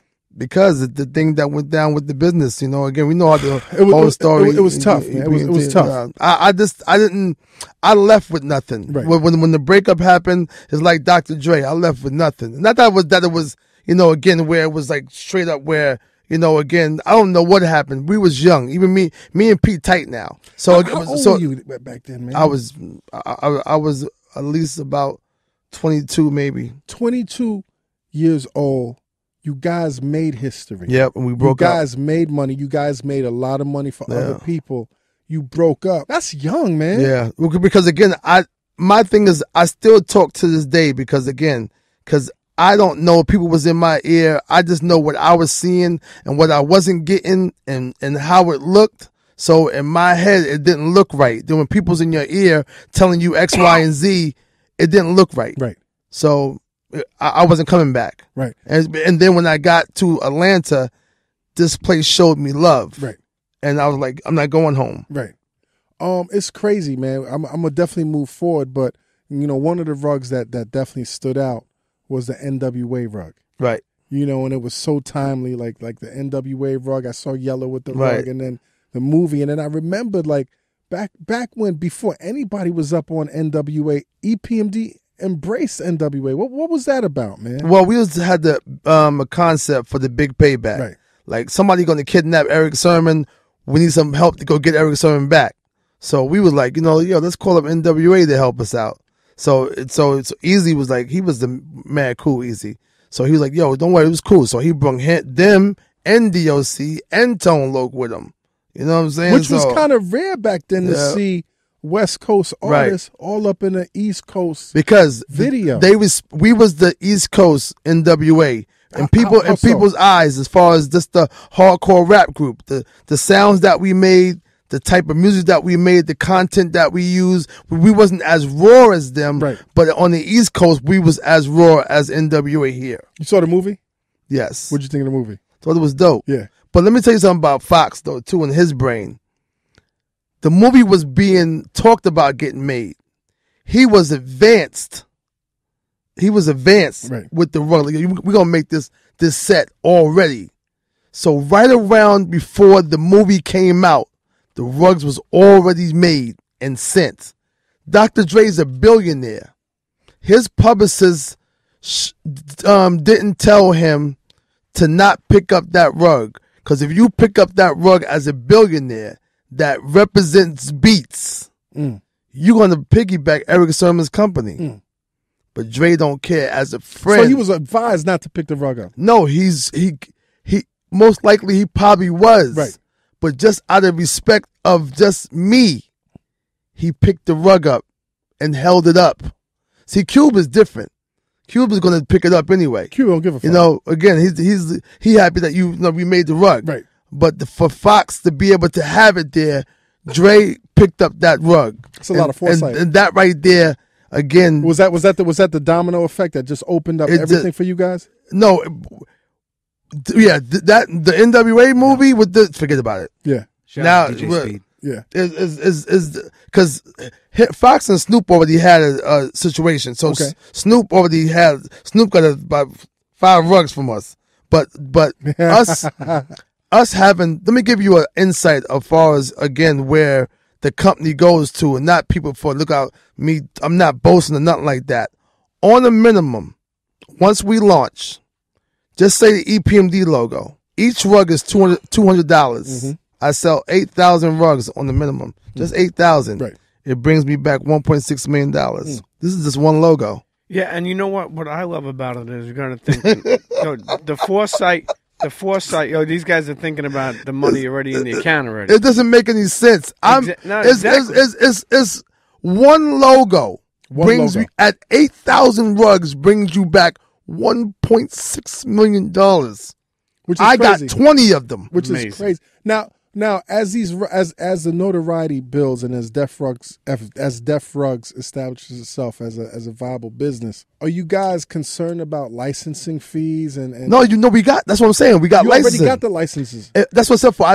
We do deals on certain people. Right. Like Wu-Tang Clan with the W is 50-50. Wow. That's what I'm saying. If I got to split the 1.6 with the RZA, right, but there's still $1.6 million coming in only at 8,000 rugs.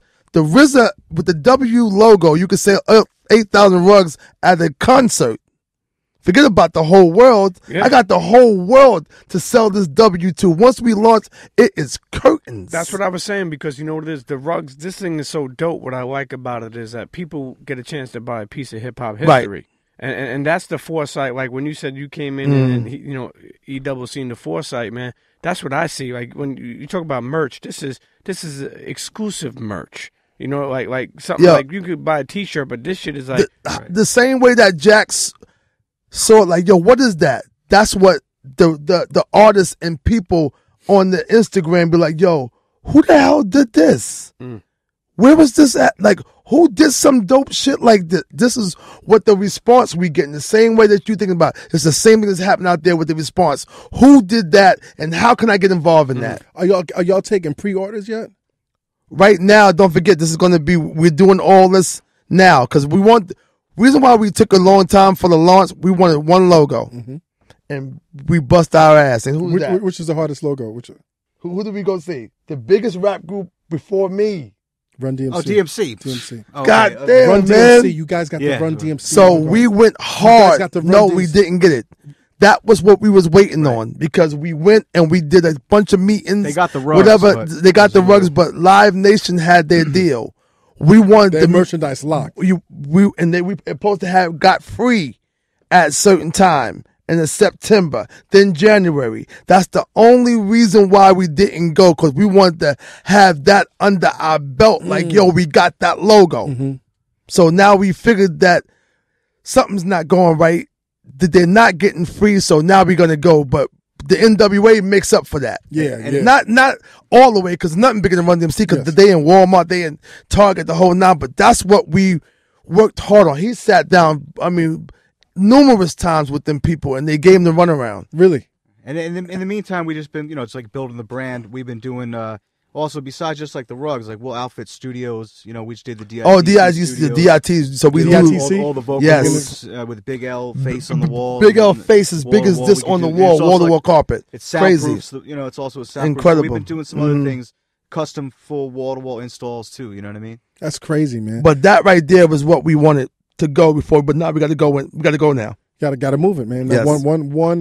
One classic hip hop act don't make no. I know, but it's a big one though. Yeah, it's a big one. Hopefully they'll come around and not try to do their own rugs, man. Right. No, what DMC is, he ain't the problem. Right. It's the other. Okay. What are you making with Snoop, Fox? Well, he's got a couple rugs in his house right now. Yeah. We're talking with them to make some official Snoop Dogg rugs available to everybody as well. I can see you making some. Well, we have one rug that has like a leaf on it, a Snoop logo and a leaf on it. And we're going to Biggie's mom's. We're supposed to go see her, so and so, and then also have a conversation with her and see because we make faces too, like the Biggie, the Nas face, the Biggie face, the Easy face, so and so, and see can we get that going and see what type of deal that she'll want to make with us. Because at the end of the day, like I said, and Fox and them know too, and any other of our client. We're not just saying here is something new and it's a check that you can get by you just saying yes. We're not asking you for no money. We're not asking you to help us with the rugs. Money. This is found money. Exactly. No doubt. Yeah. Now I read, man, that one of the things that pulled you, two of the people that pulled you back to focus on music was J. Cole and Kendrick Lamar. Is that true? Yeah. Well, those are the people who was doing what I came from. And when I heard Kendrick Lamar, and I figured that, wow. But again, even though Dre didn't do as much, he still was under Dre's tutelage. Like, yo, you should. You hear the influence. Exactly. So of course, it made me feel like you can make hip hop again. But there's a lot of other people who I liked who were also on my album, like Sheek Louch, Joel Ortiz, people who I felt the MCs who I feel that I don't know how Joel Ortiz ain't big. He's from here. How is he not blowing? Why is nobody supporting him? I don't get that. I mean, again, it's a long story. But again, I feel that those records or those people need to be shown. So I said I wanted to make New York songs. So Red and Meth wasn't out for a while. So I called Method Man because the beat that I'm on for Clutch, it reminds me of a Wu-Tang record. So I wanted to do the record so Method Man can do it. After a while, he wouldn't respond back. So I got on the record. Then he rhymed on it. And then Redman said, yo, that's dope. Let me get on that record too. So this song, these records are just my friends. I rock with Too Short before. I did another record with Too Short again. Nice. I rock with I help out Crazy Bone. I got a Bone Thugs record, so and so. How's that record, man? It's just a dope Midwest song. I think it's not ill than him and Biggie's, but it's ill. I like Selena Johnson as a singer from Chicago. Again, my era, even though she was on Kanye West's All Fall Down, she got a dope voice. I liked that. Did a song with her. I did a song with Mary J. Blige. But something happened, so I had Faith Evans sing it, and Mary J. Blige wrote it. So that's a dope-ass combo. Nobody even saw that coming. So then I got new people, like a guy named Jaron Benton. He's a new guy from Atlanta who I rocked with a long time ago. But he's one of the new upcoming young people with all these new young rappers that's out, that's doing hip hop. I got Fred the Godson on there. I see. So and so rocking. So again, at the end of the day, I just felt like I got a record that people will want to hear and that people will want to feel. And I got another Puerto Rican on there by the name of Mass Pike Miles. I think he's one of the dopest singers, one of the dopest singers out there. So that why he didn't blow with Rick Ross. So I took him. It's crazy, man, because when I think about it, man, when you go back to EPMD and the music that you made, man, and it was hardcore, but at the same time, man, you always made it a point to pay homage to R&B. Right. And I'm listening now, and I'm listening to the records, particularly like the Drakes and this one record with Game and Drake, where like all the samples right now is R&B, man. Did you peep that, man? Yeah, all of it. Well, again, I produce half of R&B too. Josie, Mary, That's right. Chico DeBarge, D'Angelo. It can go Brownstone, Angie Stone. I did them all. My whole thing about me was I love R&B. So it was nothing for me to go out there, and EPMD is the type of group where you would see us on tour with Guy back then. That's right. You would see EPMD and Q Sweat. You figure it wouldn't mix, but it does mix because that was my same fan base. And I remember also, I forgot who I spoke to Mike Bivens. Yeah. And Mike Bivens was telling me that back in the day, people thought that R&B and hip hop didn't mix, but how most of the rappers wanted to be down with cats like what was the name of the group with Mike Bivens? The first group. Oh, New Edition. People wanted to be with New Edition because New Edition had access to the venues. Right. Because cats wasn't opening up the doors for right. Is that the case too, man? Well, they had access? A lot of things. Al Heyman is in boxing now. Yes. But he had all the venues, and they was all booked by R&B people. Right. But again, the kids wanted to hear hip hop as well. Yeah, so that's why they put some of the acts with the R&B acts at the time. But they was before us. Right. But again, when Run DMC came out, that changed everything. That was it. That changed the economics of everything. Yeah. I want to talk about one more thing before we go to our break. You've been talking about this really interesting concept, and I can't believe it's never been done before. You talk about how you feel one of the main things that's held hip-hop from being even more successful than it's been is the fact that we don't have genres within the genre. Right. Can we talk about that?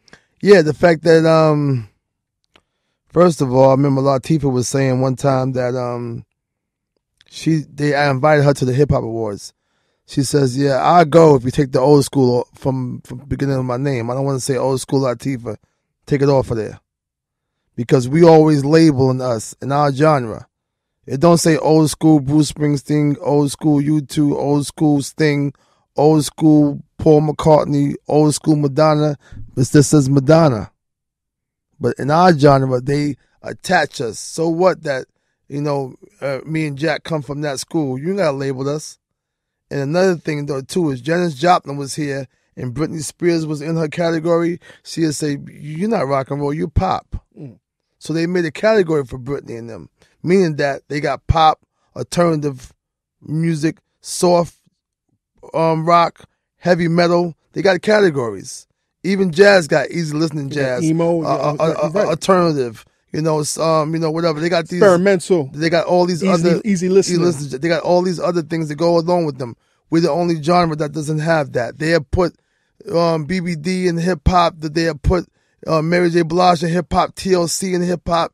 They just put it in this Usher one hip hop. Put it in this one box, pot, right? And you wondering why nobody's getting this chance and everybody's mad. Like in terms of like awards and the whole nine. Awards, airplay, stations, especially airplay, as far as, and then again, just being able to have a channel, to flow through. Like when they had Neo Soul, they had a lane. Jill Scott, D'Angelo, Chico, Angie Stone, they had a lane, and they all won. They didn't have to compete with, all the R&B artists. They had their own lane. So if we had like a trap rap, and like a gangster rap, yes, and a conscious rap, everybody, it'd be fair. Everybody would be eating more. Depression rap, like everybody. Depression rap. No, everybody would eat more, and it will be fair. It won't be what we got. That's why they don't have no quarrels. They're able to do what they feel. If we don't do what the world is doing now, then we're not categorized as being nothing but, that's old school, or that's whack, or that's new school, because we're not doing what so-called trap is. Right. Me and Combat speak about this all the time. And that's not right. Me and Combat speak. I think that's a dope concept. I'm sorry, Pete. I think that's a dope concept, man. How can we push that to? I don't know. Well, my sister always speaks about, Eric, you got to speak this in a way where you have to change it. Because this right here will make everything a little bit better. You sound like you talking from the sermon right now, man. It would make it better. It would make it better because, again, people will be like, yo, that's dope. We're able to have our own category. So I can do hip-hop and didn't worry about, don't have to worry about all this inflicting with what I'm doing. Pete, you was about to say. No, I was saying that we speak about this all the time about how, like, we're talking about, like, U2 and everything like that. Like, people like Barry Manilow's touring right now. Willie Nelson is still touring. Nobody's saying, like, he ain't relevant no more, or, they're selling out stadiums, but like in the genre of hip hop and the genre, of like R&B, like people will be like, what have they done lately, or they're not relevant anymore. Yes, and that's sad because bad. It's sad because like even like Jay-Z is on top of the world. Maybe in 5 years they'll say, he's old. What is he doing? They're already trying to. No. Not they're trying to kill him. Instead of being happy for what they contributed. For me, I look at it, and I think Combat looks at it, and maybe some people do look at it like, EPMD, Erick Sermon, you don't ever have to put another piece of material out. We appreciate you for what you contributed, and you could tour forever. Right. Willie Nelson, Barry Manilow is about to die. He's still touring. Mick Jagger's 103 years old. He's not 103, man. But I know, but he go on tour, he brings in $457 million. U2 go out, they bring home $265 million. This is a guaranteed money for them, but nobody looks at them. Annie Nicks just come on the Grammys and kill it. Bruce Springsteen won a Grammy last year. Paul won a Grammy last year. Paul is on stage with Paul McCartney and Rihanna. Nobody's saying nothing. Like, what is he doing up there? Not one word. But that's Paul McCartney. Respect level. Yo. But as soon as we do something, we got to be, what? They still rapping? Or he's still doing? It's automatic. It's an automatic disrespect or automatic hatred. That's something wrong with that. They look at Madonna and say, yo, when is Madonna coming out? That's it, at 53. What do you think about this whole new situation with Macklemore and Grandmaster Caz, Kumo D, and I think it's dope because everybody, at least they doing it. Right. At least they doing it. At least somebody was able to do. I didn't do it. I feel. When I look at it, I feel bad. Like, wow, look at the white kid went in there and grabbed our culture. Our culture, right? You can't be mad at him at all. No We'll matter get him a Macklemore rug. We'll get him one. you can't be mad at him at all for what he did. Yo, listen, let's go to a quick break because we got a lot to talk about. Tune into the Combat Jack Show. We got Erick Sermon in here. F your radio, F your TV show, and F your podcast. Be right back. Cheer. Yo, this is Samir. One more Twitter. Say Samir the engineer. No, I don't want. Samir, and you're listening to the Combat Jack Show. Yo, this is Samir, and you're listening to the Combat Jack Show. How my levels sound now, bitch? Bitch.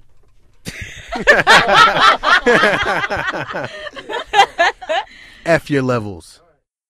Internets, you tuned into the Combat Jack Show. Yo, E, man.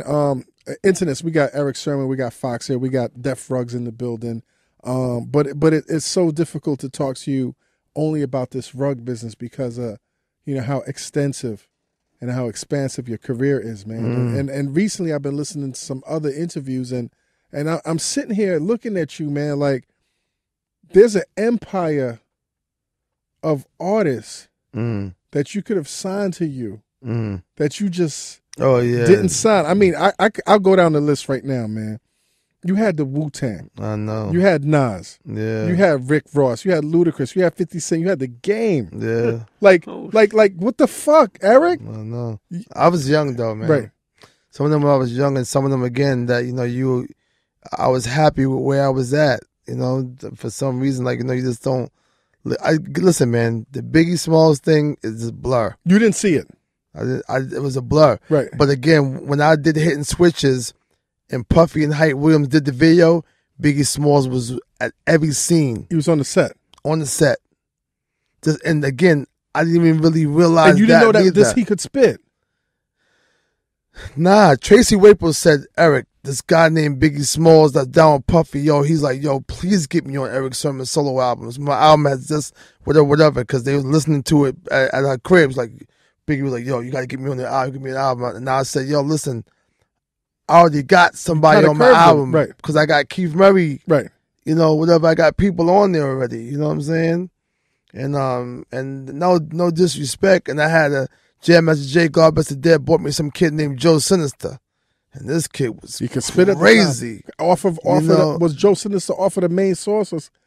I don't know where he's from. I don't know that he was with Jam Master Jay and he hung out with Onyx. And Redman said, Eric, is this dude with Onyx with a backpack, and I said, Reggie, he better than you. He says, man, I don't know, but homeboy nice. And when I met him, I was like, this kid is phenomenal. But I never heard Smalls rhyme. Right. This is just my boy telling me this. But again, it's a blur. You know me, I'm famous with a whole gang of money, man. I'm not. And you're young, but Nas, like you hear Nas. And you're like, what's this done language? The language, it wasn't even a dunny. It was just the language of where he came from. See, all my rappers, again, K-Solo had the Spellbound thing.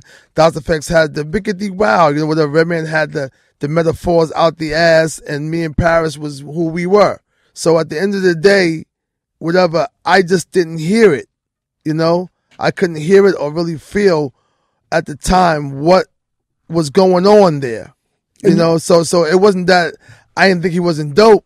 It just wasn't something that I caught right away. Right. And you also talked about how you might have been jaded because you were around two of the illest MCs, Redman and Keith Murray. So if Cass wasn't jumping off the paper, fucking with them lyrically, you was like, right, because of the techniques and the styles I had in my camp. Right. Especially again, Reggie and Daz Effects. Daz Effects changed the music business. They did. But what about somebody like a Wu-Tang, man? Like how did Wu-Tang Clan was the fact, like when I went, my boy his father had a church in Staten Island. He knew the Wu-Tang Clan.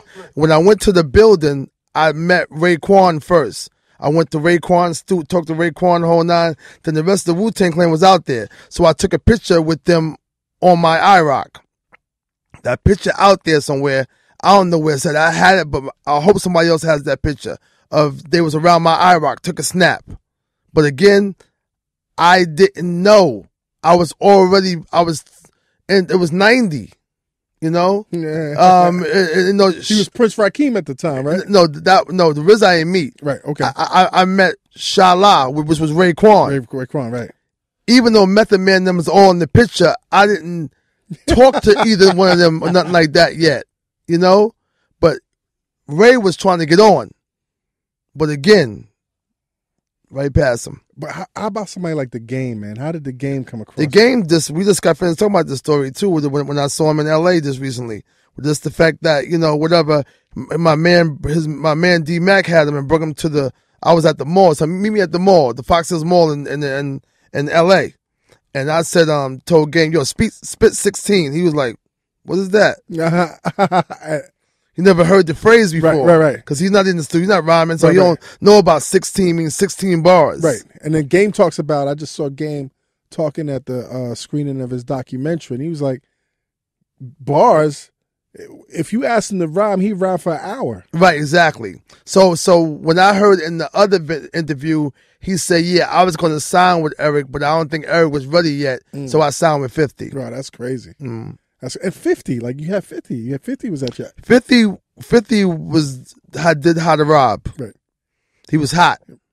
Next door to me lived Corey Rooney, which is, again, Sony, which is Trackmasters, who had 50 to begin with. My boy Bernard had 50 Cent too. They was, you know, I guess co-managing. So I had 50 in my basement. We just rocking songs. So I was like, yo, what we gonna do for a first single? And we had this song called Heat Wave. You don't do it like we do. We don't do it like we do. We keep it gangster. And I sampled KRS-One's The Bridge Is Over. Right. And play the bass line on top of it. And next thing you know, the record's heating up, and then he got shot. That's crazy, man. Mm-hmm. But we made about, like in my basement now, I probably got like maybe 4 or 5 records that, you know, nobody would never heard. 50 Cent Raw. 50 Cent Raw, yeah. That's crazy, man. You know, people, for some reason, man, when you look at the history books, and it's funny, last night I was looking at Marley Marl. Yeah. And saying how Marley Marl dangerous was, I want to say Marley Marl was the second super producer. The first super producer in hip hop, I want to say, was Larry Smith. Of course. You know what I'm saying? Larry God Smith. bless the dead. God bless the dead. Right. But then when you look at the history books, man, it's like, you know, cats don't say Erick Sermon in the same sentence that they'll say a Dr. Dre. Right. But when you talk to somebody like a Pharrell. Yeah, Pharrell. Yeah, he loves me. Every time you said it got to a point where he was like, yo, he bows down, stop bowing. Yeah, you feel funny. Feel funny. Tell us about why Pharrell holds you in such high esteem. He just feels that, again, at the end of the day, like, you know, I told you, I met Pharrell doing Blackstreet. I was doing a song called Booty Call, which was Blackstreet's first single. And that was a big album, by the way. He was in the studio with Chad and a singer called Mike. And I'm like, yo, who are y'all? I said, oh, you know, the Neptunes, you know, whatever. We work with Ted. So Teddy Riley. And Teddy Riley had Michael Jackson outside the tour bus. Okay. The illest part of the story is the fact that I didn't give a fuck if Michael Jackson was out there. I was in the studio with Teddy Riley. Right. And that kicked my ass. Was that when they were working on Remember the Times? Listen, man, don't even say all that, because it's going to make me mad. Because. Why?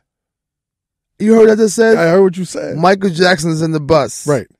I didn't ask to go meet him, to go see him, or nothing. Right. Because I was there with Teddy Riley, who was the king at the time. He was one of them. He was doing what I was doing. Right. So you're saying you're such a music man, right? That no matter how legendary, and of course after his death, Michael Jackson became but as legendary as Michael Jackson was, it didn't matter to you because Teddy Riley was changing music. It wasn't even that. I had to be retarded, right? And I want to use that word because again, it didn't. Again, you're right. It wasn't the fact that it was. I don't know what made me not go say what's up to Michael Jackson, right? But I was so happy to be in here with Teddy that I didn't even look at. I just said, Teddy go do business. He was on the bus, you know, because Mike would want to be on the bus sometimes while he wasn't in the lab. Right. So I was like, okay, well, let Teddy go out there. I'm going to be in here doing work. So while I was in there doing work, I was in there with Pharrell making beats. so and so. I was like, Pharrell was like, yo, this record right here is crazy. I said, you want to rhyme on it? Go ahead and rhyme on it. So Pharrell was at the time working for Teddy Riley, yes, right? Which is crazy. Mm-hmm. In Virginia, and that had an indelible yes effect on his. And then all the stuff that I was making, like when Pharrell was getting on and doing little things here and there, it was more him and Chad doing it together. I made this song called Full Cooperation for the Death Squad. After that, Pharrell's pattern was Full Cooperation for Mystical Shake It Fast and Danger. And then Jay-Z's I'm a Hustler, Baby. It's all the same pattern off of this one record, which is Full Cooperation. But he credits you with that. Exactly. And that's what the whole thing really came from. I guess whatever sound that he was creating at the time, I gave it to him.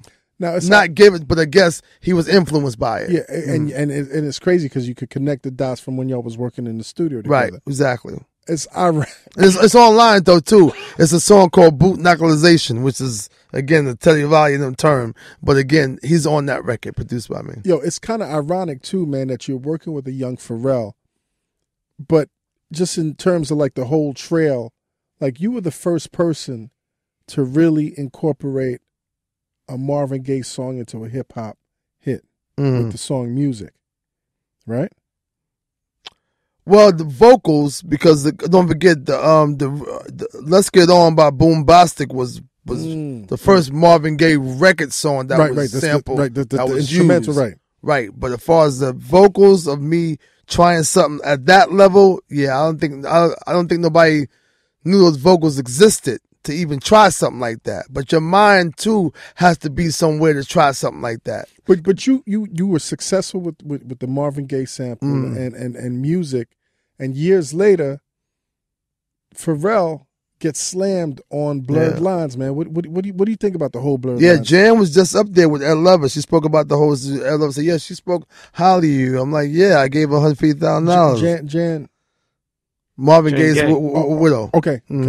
Now, what do you think about the whole Blurred Lines thing, man? I think that again, believe me, when you heard the record, we knew it sounded like that. Yeah, and maybe I thought Pharrell did give them that but I can understand as a producer how he could have been like, "Yo, I didn't mean to do that. I was influenced by this. I was influenced by that record." But it was close. But it's funny. I spoke to Pusha T because I did an article with Complex, and I was like, "Yo, man, like from an attorney's ear, from a listener's ear, you know, Blurred Lines was got to give it up." It sounds when you when they did the mashup and you put them both together, it's identical. But Pharrell was like, "Yo, the way Pusha T was like, the way Pharrell works is maybe he's got a photographic memory or a musical memory, but he really wasn't sampling. No, I believe that too. That's fucking crazy. I believe that too. That's crazy.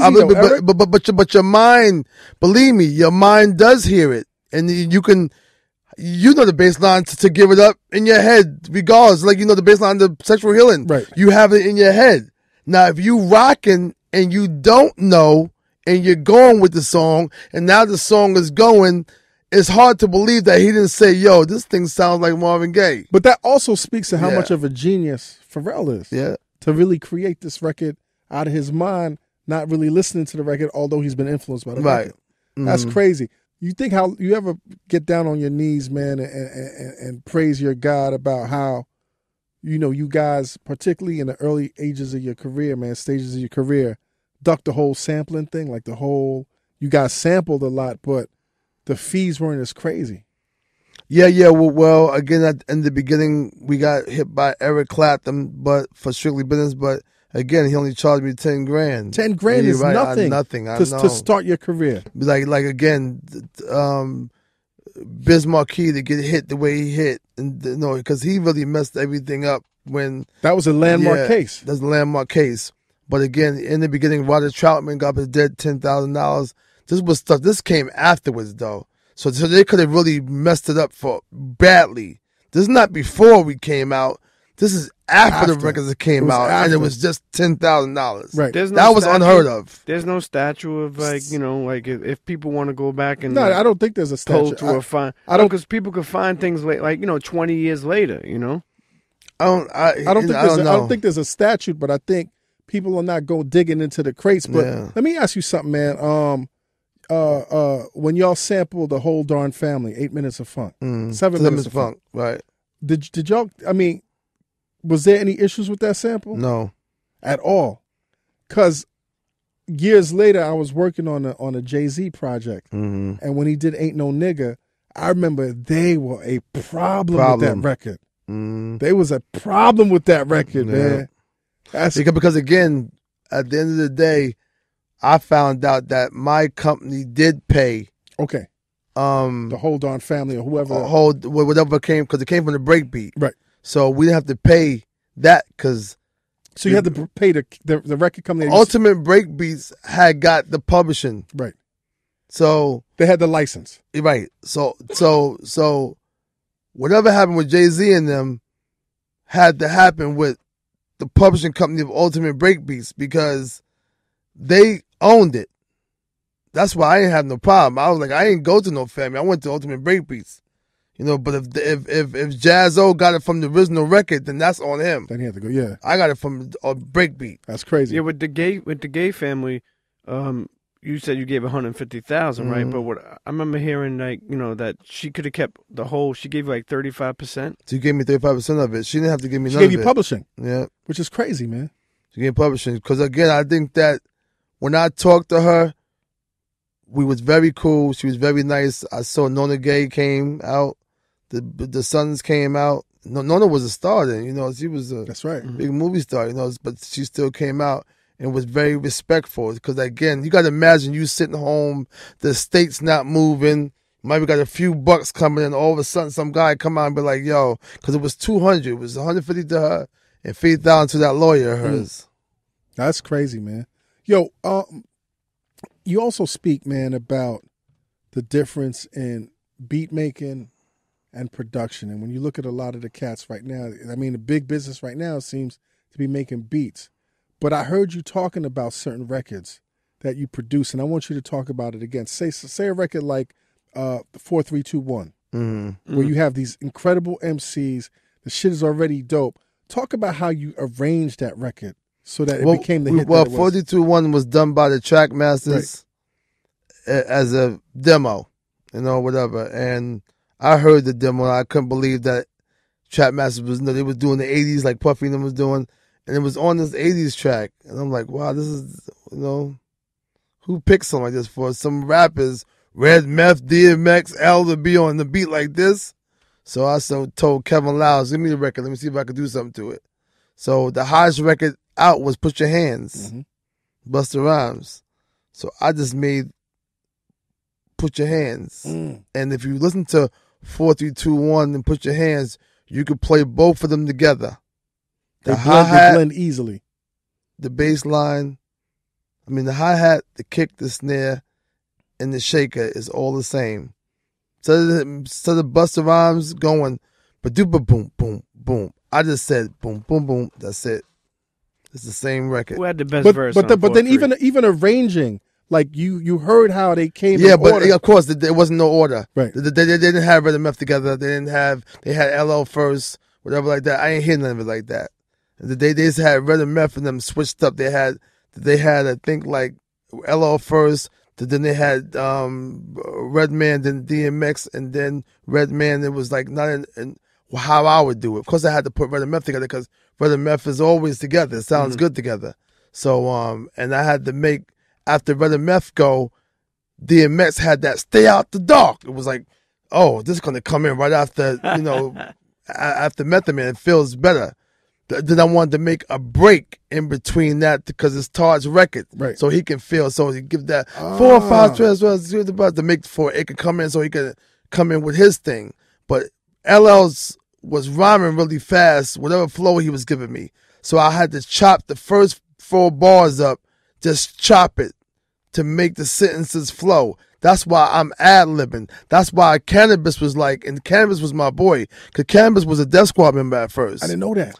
You know, he was the first, but I had to ad-lib LL's verse because I had spaces. Right. So Cannabis like, yeah, the only verse you ad-libbed on there was LL. But it was his record. Exactly. And you wanted to give him. No, it was I was chopping his voices up, so I had to do ad libs to fill in the parts that he wasn't rapping in, because I had to. It was some fast rap he was doing in the beginning, right? So, and it was not how I felt it, so I just chopped it, which is crazy. So, man. so LL wasn't rapping like that. I chopped that whole first 4 bars of how I wanted to hear it, which is crazy, man, because that's producing, that's production, that's like that's somebody who just my mind. I can't even explain people in my head because they won't even, they hear things and might think that it's okay, an easy job, and the stuff that we had to work with was impossible to do things that I was doing back then. We didn't have that sampling machines to do all that. I was doing that with S950 the same way that Law Professor was doing it, and doing it with cutting, splicing 2-inch reel and doing stuff differently. It was crazy because even at the time when I was, doing How High, I did 2 versions of How High. That's such a crazy record. And How High had 2 versions. I made a hardcore version. What I did was, Ice Cube and Dr. Dre had a song called Natural Born Killer. So I made my own Natural Born Killer version. If you play How High, the original version and Natural Born Killer, it's the same beat. I always did that. Always made my version of somebody hot shit, but made it my version, but you can never tell. But if I tell you to go do it, then you're going to be like, oh, shit. Yeah. Exactly. Tell us your hand in Reservoir Dogs, man. Well, Reservoir Dogs was a thing where...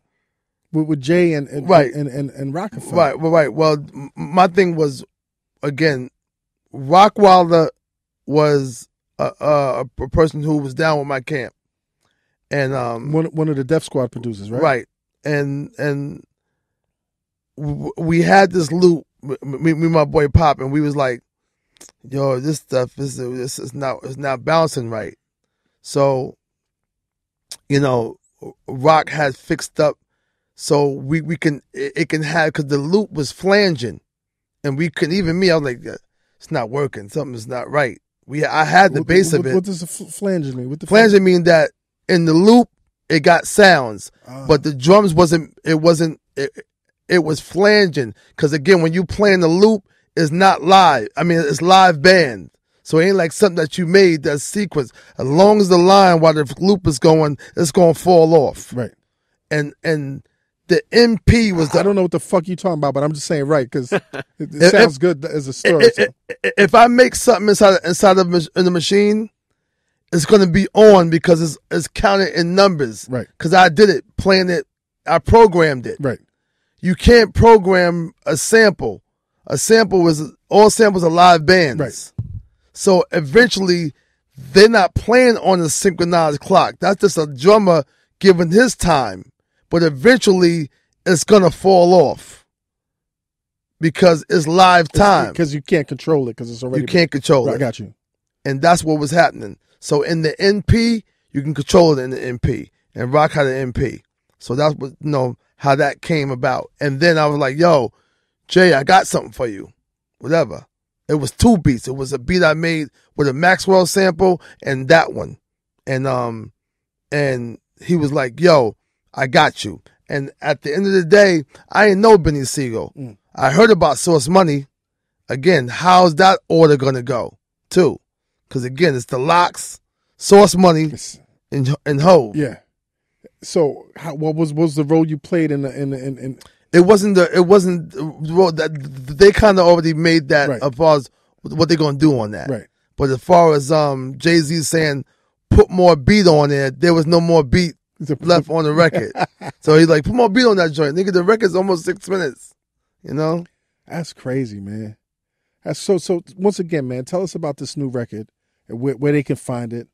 Well, again, it's on iTunes, of course. Tomorrow it'll be in Walmart, it'll be in Best Buy, be in Target, the whole nine. And again, I feel that hip-hop is back. And if you go search for other hip-hop out there, you will see it. You will see the Joey Badasses. You will see, Bodega Bands and them from Uptown. You will see Doc from Uptown. You will see a bunch of people, like King Los and all them from California. Tyler the Creator and them from LA and them. It's a whole bunch of new and real hip hop out there. And I just think that we need to have a balance along with the the change in the categories, and I think that we'll be in a better position. Because me being in the radio, coming up with my man today, putting on the radio station and listening to that music that we in New York City, it didn't make no sense. It wasn't about no hatred. It just didn't sound right. Right. I don't give a fuck how old I am. Right. It didn't sound right. So, and I'm glad you say that, man. I don't usually get into arguments with people on Twitter, but last night some guy was like, yo, the music ain't what it used to be. Reg, you old enough to know that. And I was like, yo, I don't know what the fuck you talking about. I think hip hop is hot still. And he was like, yeah, but these kids don't know who Rakim. So you telling me it's not important that these kids know who Rakim is? And I was like, you know what? I think it's very important that they do. But if they're making dope shit and don't know who EPMD or that doesn't take away from what they're making. You know what I'm saying? We still need to know our history, but that shouldn't mean that you shouldn't fuck with these kids. Because they still creating. Like, we didn't necessarily know who Lloyd Price was. No. You know what I'm saying? When we was making, we didn't know who these artists were before our time. There's names that people come up with that tell me that my girl being from the Bronx knows. I be like, I don't know them. She be pioneer rappers. She be like, what you mean? I be like, babe, I don't know them rappers, B. And it's names out there. And people who had tapes of the Busy B, Kool Moe Dee battles, like, you got that Kool Moe Dee battle? Busy B? I was like, I don't got that tape, I don't B. know. And I was like, yo, but when I listened to the radio and I knew when Ocean Magnetic came out, and then after Ocean Magnetic came Light, that's what I know. Light, Chaos One, Rakim, don't forget. What made me in Paris so dope, though, which is so crazy, we came out late.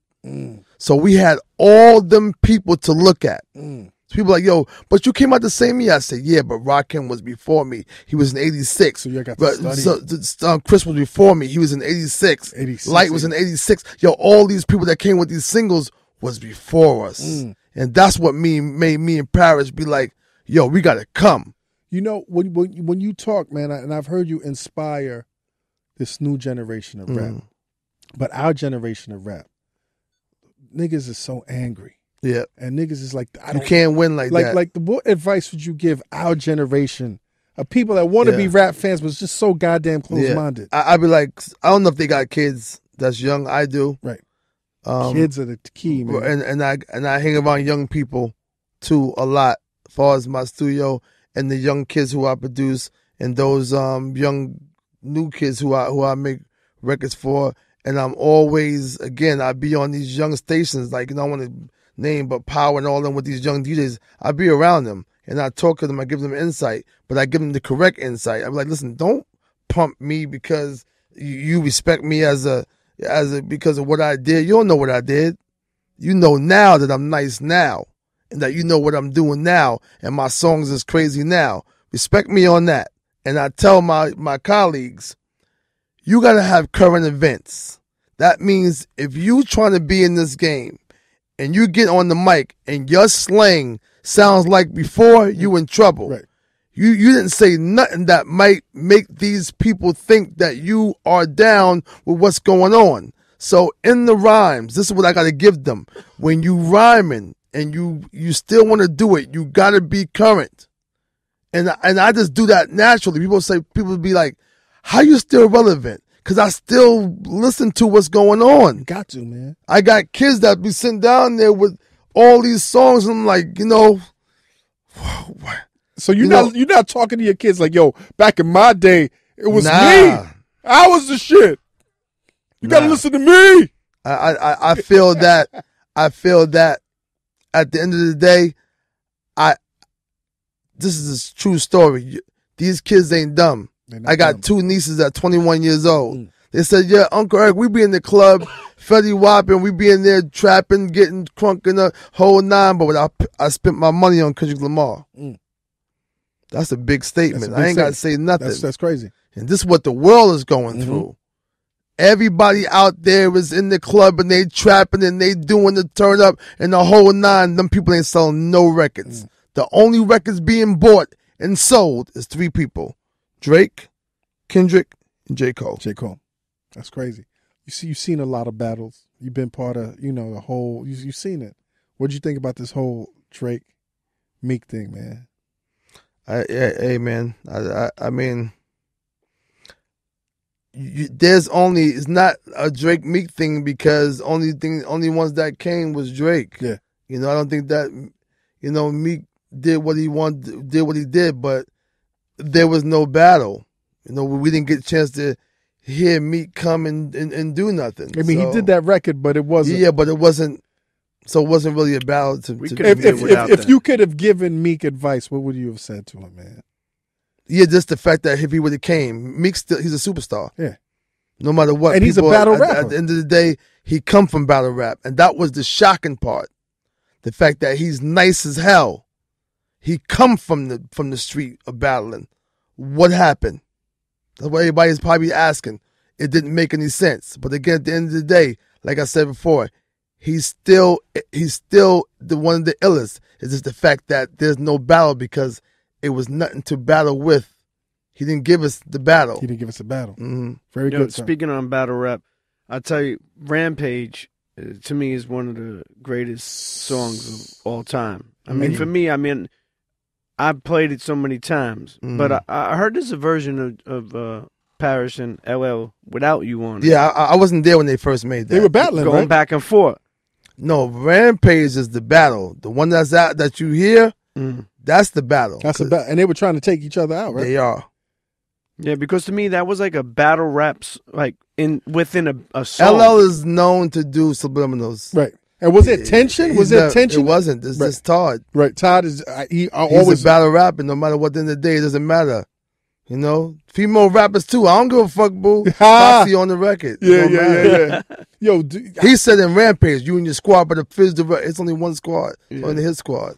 The fact that this is what he did, he's like, yo, it's an automatic. Even a 4-3-2-1. Cannabis was just saying, let me borrow the mic on your arm. And paying homage. Just took it and ran. You know what I love though, man? What I did love being a EPMD fan, man, was when y'all and L started hanging out together. When Russell did that. When y'all did the We Gets Busy. You know what I'm saying? And then we called names, but that was early on. Right. When LL Cool J was going through his situation or whatever that he was trying to do before Marley Marl did that amazing album, Russell put us together to hang. Signed y'all. Right. So L, get some of these young kids. No, to come, you go exactly. Right. And me and Prowse was EP and we stormed. Right. But what I'm saying is, after y'all created that association, I started hearing some Parish and some EPMD and L, and I started hearing a little bit of L and Parish. Is that true, man? Or the influence? What do you mean? Like just mutual influence, how y'all mutually influenced each other. I don't know. That's my first time hearing that. I just know that Todd was just got extremely nice after, when Mama's Knock You Out album came. Right. He was extremely It was a different level. nice. It was a different level. He went from this person to what is the panther, an animal that kills. I'm like a shark with blood coming out the gills. Never in your wildest dreams you get a piece of this gangster lean straight from. It was like, yo, who coached is this? Right. He was another whole beast on that album. Marley destroyed that CD. Marley Marl, without Marley Marl's influence, again, it would have been problems because culture might not have survived. AB for president. Bismarck keep boom, boom, boom, boom, boom, boom, Kane. boom, boom, boom, boom, boom, boom, boom, boom. He's like what the star of the phenomenal. Marley was phenomenal. Like what? It would be a problem right now for the sound of music. We might not be here. The sound of it. We that might not man be. Was. Yo, let me ask you last way question. Gone, man. Top 5 producers for you. Marley, Dre, Pete Rock. 2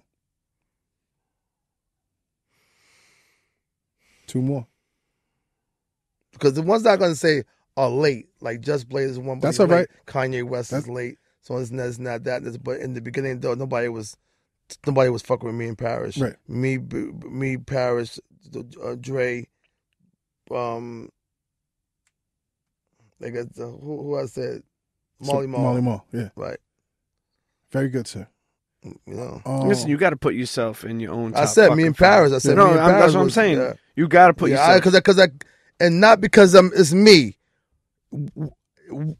I did damage, man. Yeah. You got to do about a full EPM. We the only crew out of our genre, the only group that have back to back, like he said, 4 LPs. Rakim didn't do it. Kane didn't do it. Biz didn't do it.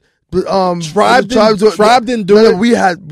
We had four number one albums in the country. Yes. And correct me Back if to I'm back. wrong, but weren't y'all the most sampled? One of the most samples in hip hop. And look at all the sampling that came that jump started people's careers. Like even with DMX and I mean look at all those songs. Yeah, because that me dog was used. Get the Bows, like I still be like, wow, that beat was used. Whoa. And y'all motherfuckers is out of your mind. Yeah. Yo, top 5 EPMD records. So what you're saying? Nice. You got to chill. Mm-hmm. The Headbanger. Mm. Well, the crossover to people, because again, it was our biggest record, but It's My Thing is my favorite. Come on. Amazing. My favorite record. But Strictly Business is Rolling Stone's top 20. Yes. Was number 20 out of the 100 right. of best rap singles of all time. Yep. I got to tell y'all, man. I said this before when EPMD was on the Combat Jack show, man. That was a good show. Thank you. Hot, but yeah. Good. Shit happens. You know what I'm saying? Yeah. So Fuji's break up. I'm like, damn, Yeah. Fuji's broke up. Tribe breaks up. I was like, damn, that's fucked up. That's scary right there. What Tribe, we will never see another. No. I saw y'all at a Source. Yeah. It was a new music seminar. I think it was a Source event. The Hit Squad performed, and 2 weeks later, y'all broke up, and I think I might have cried, man. Like I was like, nah, man. Like EPM, what? Oh, when y'all broke up, man. It was sad for people. That was my biggest heartbreak, man. Other than like Big and Tupac passing, man. I was like, yo, that shit. And that's the reason why me and Prowse got back together, right?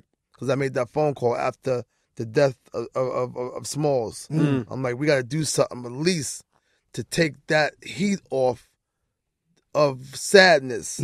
Let's do this. And then Back in Business came out. Still went gold on that one too. That's crazy. So on records though too. When y'all did the Hit Squad reunion a couple years ago at the Best Buy, which I was fortunate enough to host, man. Yeah, you did. I hosted that, and I felt like I was a part of history, man. I can't believe. Yo, how hard was that to unite everybody, nothing, man? It was nothing. It was a phone call. Who would want to do that? That was, we couldn't believe it was happening. It was one of the best nights of my life. It was amazing. I couldn't when people like Ebro, like the natural haters, or the people like you gotta say that again, man. Ebro, that's natural haters. People that hate, people. But again, at the end of the day, like, and he was there to watch. I'm like, yo, it must be dope. And I saw him too. He like, yo, y'all killed it. And I saw Ebro again at the Barclays when we did Rampage for the second time in our life. And we destroyed that. But there was a part where I was like, yo, did this just happen?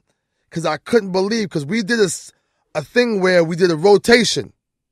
It wasn't like, okay, we come on, then they come on, then you going to see Daz, then see Red. It was a rotation. And I got that from Dougie Fresh on the Tom Cruise boat cruise, a rotation. You mean Tom Cruise? I mean Tom Joyner. Okay, I was like Tom Cruise doing Tom Cruise doing hip-hop boat rides. Yo, let's go to that. And they did a rotation. And I'm like, yo, that's dope. And I said, we're going to do rotation.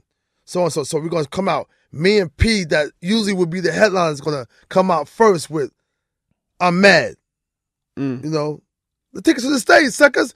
It's the E and I'm smoking. Yo, I was like, yo, wow, like Loken. Y'all couldn't believe this was happening. And the Long Island, the kids that you signed, what's those kids' names? No, that was kids. Paris's. Yeah, again, the Knuckleheads. The Knuckleheads, yeah.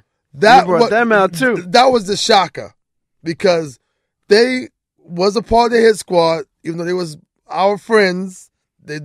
Steve could rap, Tom, but again, we like fuck him over. Keep But it they all were the way amped real. the fuck up. I don't even remember. Yo, them they that were night. amped the fuck I just real. remember all of. We gave them 1 minute. Yeah, we gave it 1 minute. 1 minute. That shit felt like it was 2. Yo, 1 minute. Yo, listen, man. At this point, I'm not even reading off my questions. I'm reading just. Yo, from a what I fan. want to know is this. It's 2015. Where the fuck is Jane? Where is she right now? No word. No. I told P, man. I said, yo, right now is the time. Like I told Dougie Fresh, said, yo, Eric, I made 1 album. And look at me. I've been touring for 30 years. I made 1 album. I've got that in the Dougie show. Fresh, right. Right. And I said, P, we are at the part to where we don't got to make no more jams, No. B.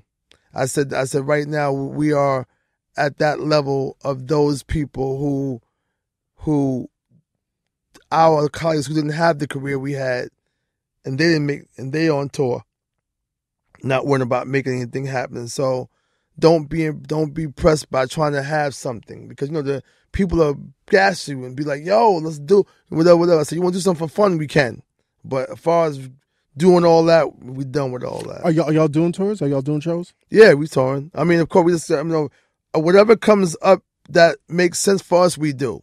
I might have something. Because again, you gotta, people be like, yo, well, yeah, we tried to get y'all, but you impressed. And listen, man, you just can't pay me whatever. I'm not gotta pay what it worth. Plus, I gotta pay Paris's brother. I'm the logo. Like I mean, at the end of the day, you saw the stuff that happened in Connecticut. We got a show in Westbury, October 2nd.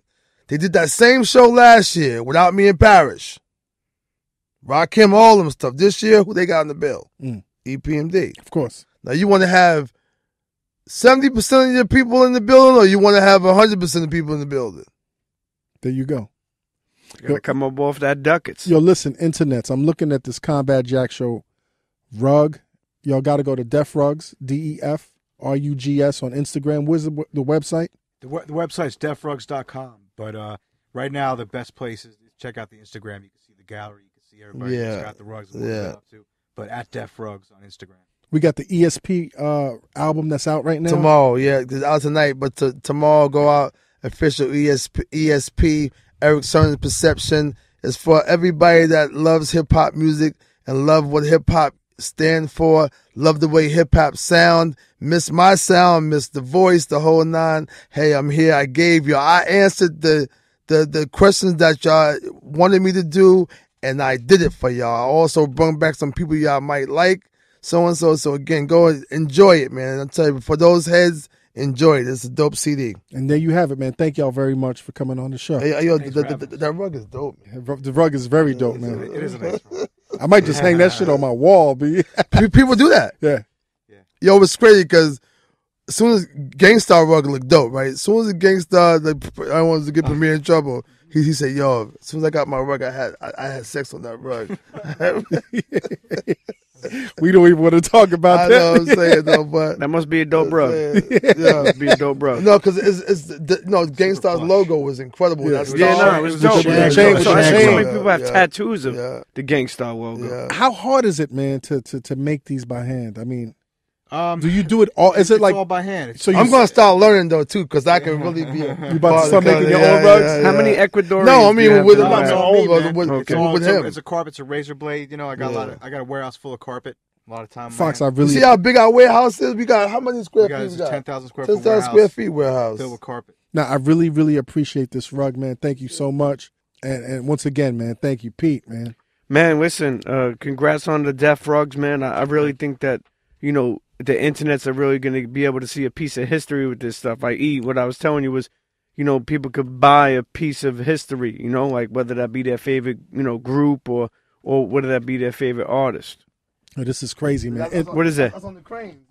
We got the forklift. Yeah, I saw this, man. Me and Eric on the ride around the forklift. forklift. Nah, but forklift. as we close this, I do want to say though, like we were saying before, there is a group of people who do appreciate, the artists, that contributed so much to hip hop. Like, EPMD was a soundtrack of, my childhood, when It's My Thing came on, like, man, listen, my mother used to bang low the fucking music, So, like, I really appreciate everything that you contributed to hip hop. Appreciate that. Yeah, because it was So crazy. Peace to Chuck Chill Out for giving us our first show at for those that live in the Bronx, it was a place called Stardust Ballroom. That was our first show given by Chuck Chill Out. And again, when I came outside, It's My Thing wasn't playing. You a Customer was playing. Don't forget they had the A-side, B-sides then.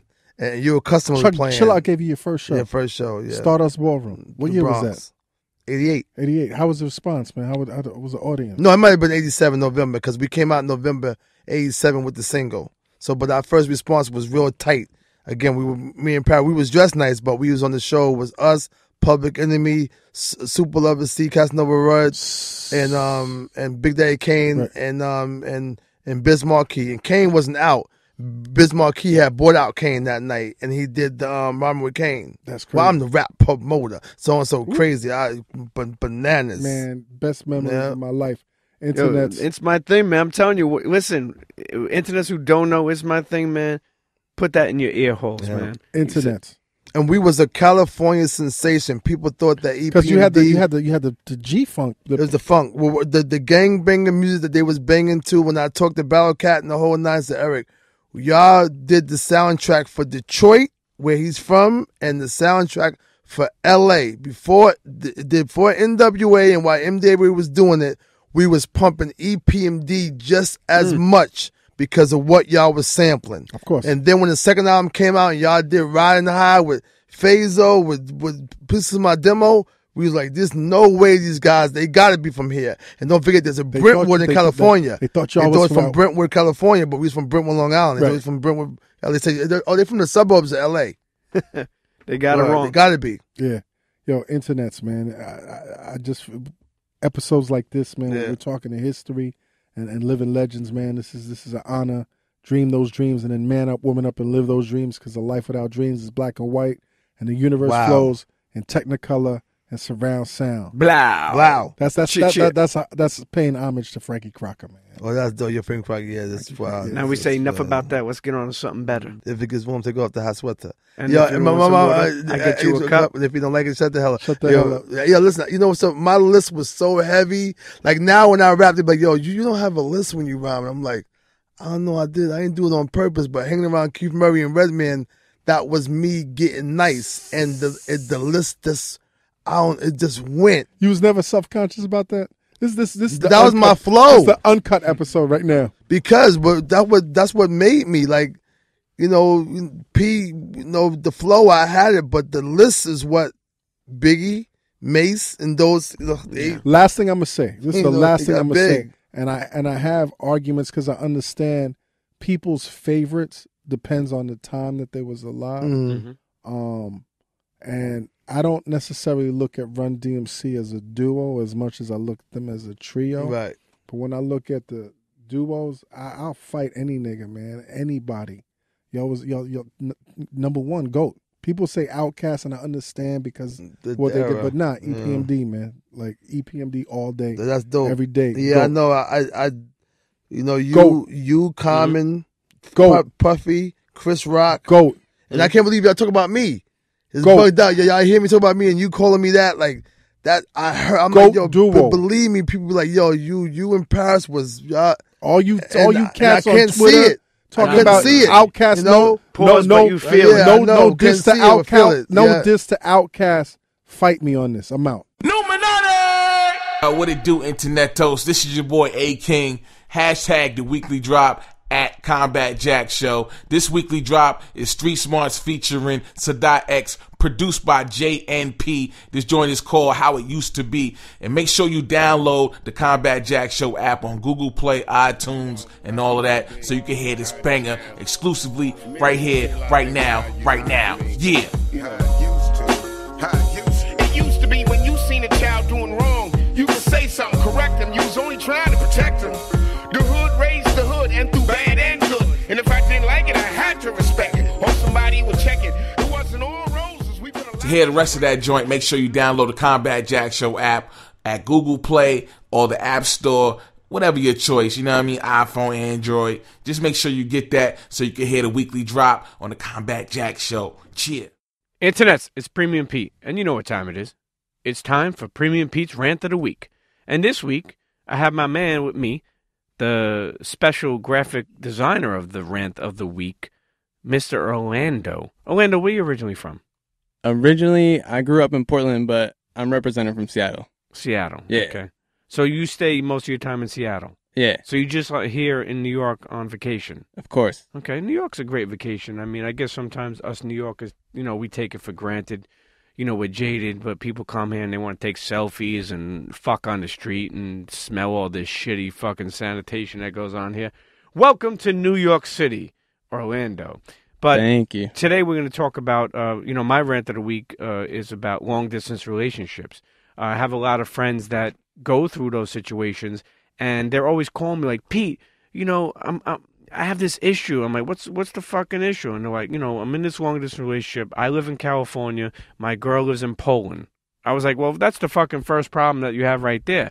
But they're always asking me, well, do you think she's doing anything? I said, well, how the fuck do I know? I don't have no GoPro cameras in her bedroom or anything like that.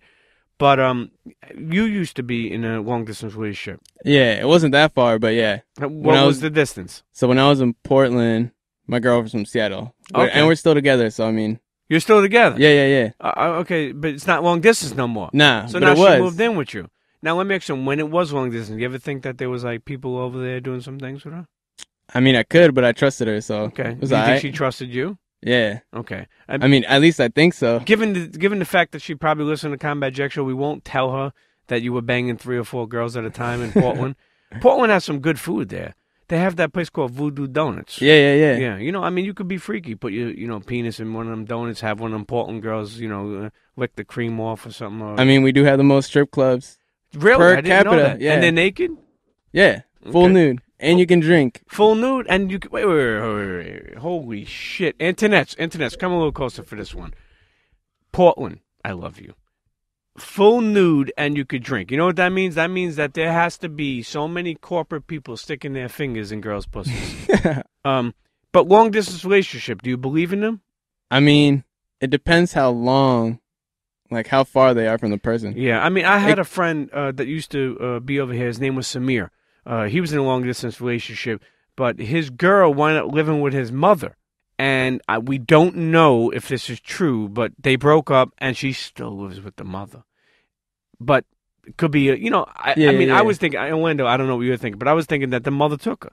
No, really, I'm being honest. Yeah, that the mother did, one night, came home from work, and she was on the couch. I mean, this is what I'm figuring. A mother came home from a long day of work. Samir's girlfriend was on the couch, probably in, a T-shirt and maybe some panties, and watching Netflix, and the mother came home and just swan dived right in that pussy and said, let's Netflix and chill, Samir, I know you're on the road, man. We appreciate you, but I'm just paying homage to you, my friend. But, don't be afraid to get back in that relationship, just don't do a threesome with your mother. Just do it with someone else. So internets, long-distance relationships, they usually don't work, but sometimes they do, and Orlando is a case of it working. Now him and his girl live together. But for those who have been, fucked over or screwed over, or in the other case, maybe, that's why it ended, I feel for you, and I understand. But they have FaceTime. Let me tell you something. If you wanted to ever do FaceTime, I've done FaceTime before, and you could actually, masturbate with each other on, what do they call that? Phone sex? Let me tell you something. Do you do phone sex? I'm not going to say no. What? I can say no. Let me tell you something. Phone sex is the best fucking thing. I've done phone sex before and went to sleep like a fucking baby boy, like I had a thumb in my mouth. Okay? Phone sex is beautiful. Internets, long-distance relationships, okay? They're not easy, but hey, in life, what the fuck is easy, okay? Have phone sex, keep in touch, don't be a fucking predator and check on someone, your significant other 100 fucking times. Trust in somebody or be by yourself. Yo, trust and FaceTime. That Cheer. shit keeps it alive. Trust and FaceTime. This episode of the Combat Jack Show was produced by Jonathan Mena, executive produced by A. King and Chris Morrow, engineered by Samir Karan, and recorded in the Engine Room Audio Studio in downtown Manhattan. This is an official Loudspeakers Networks production.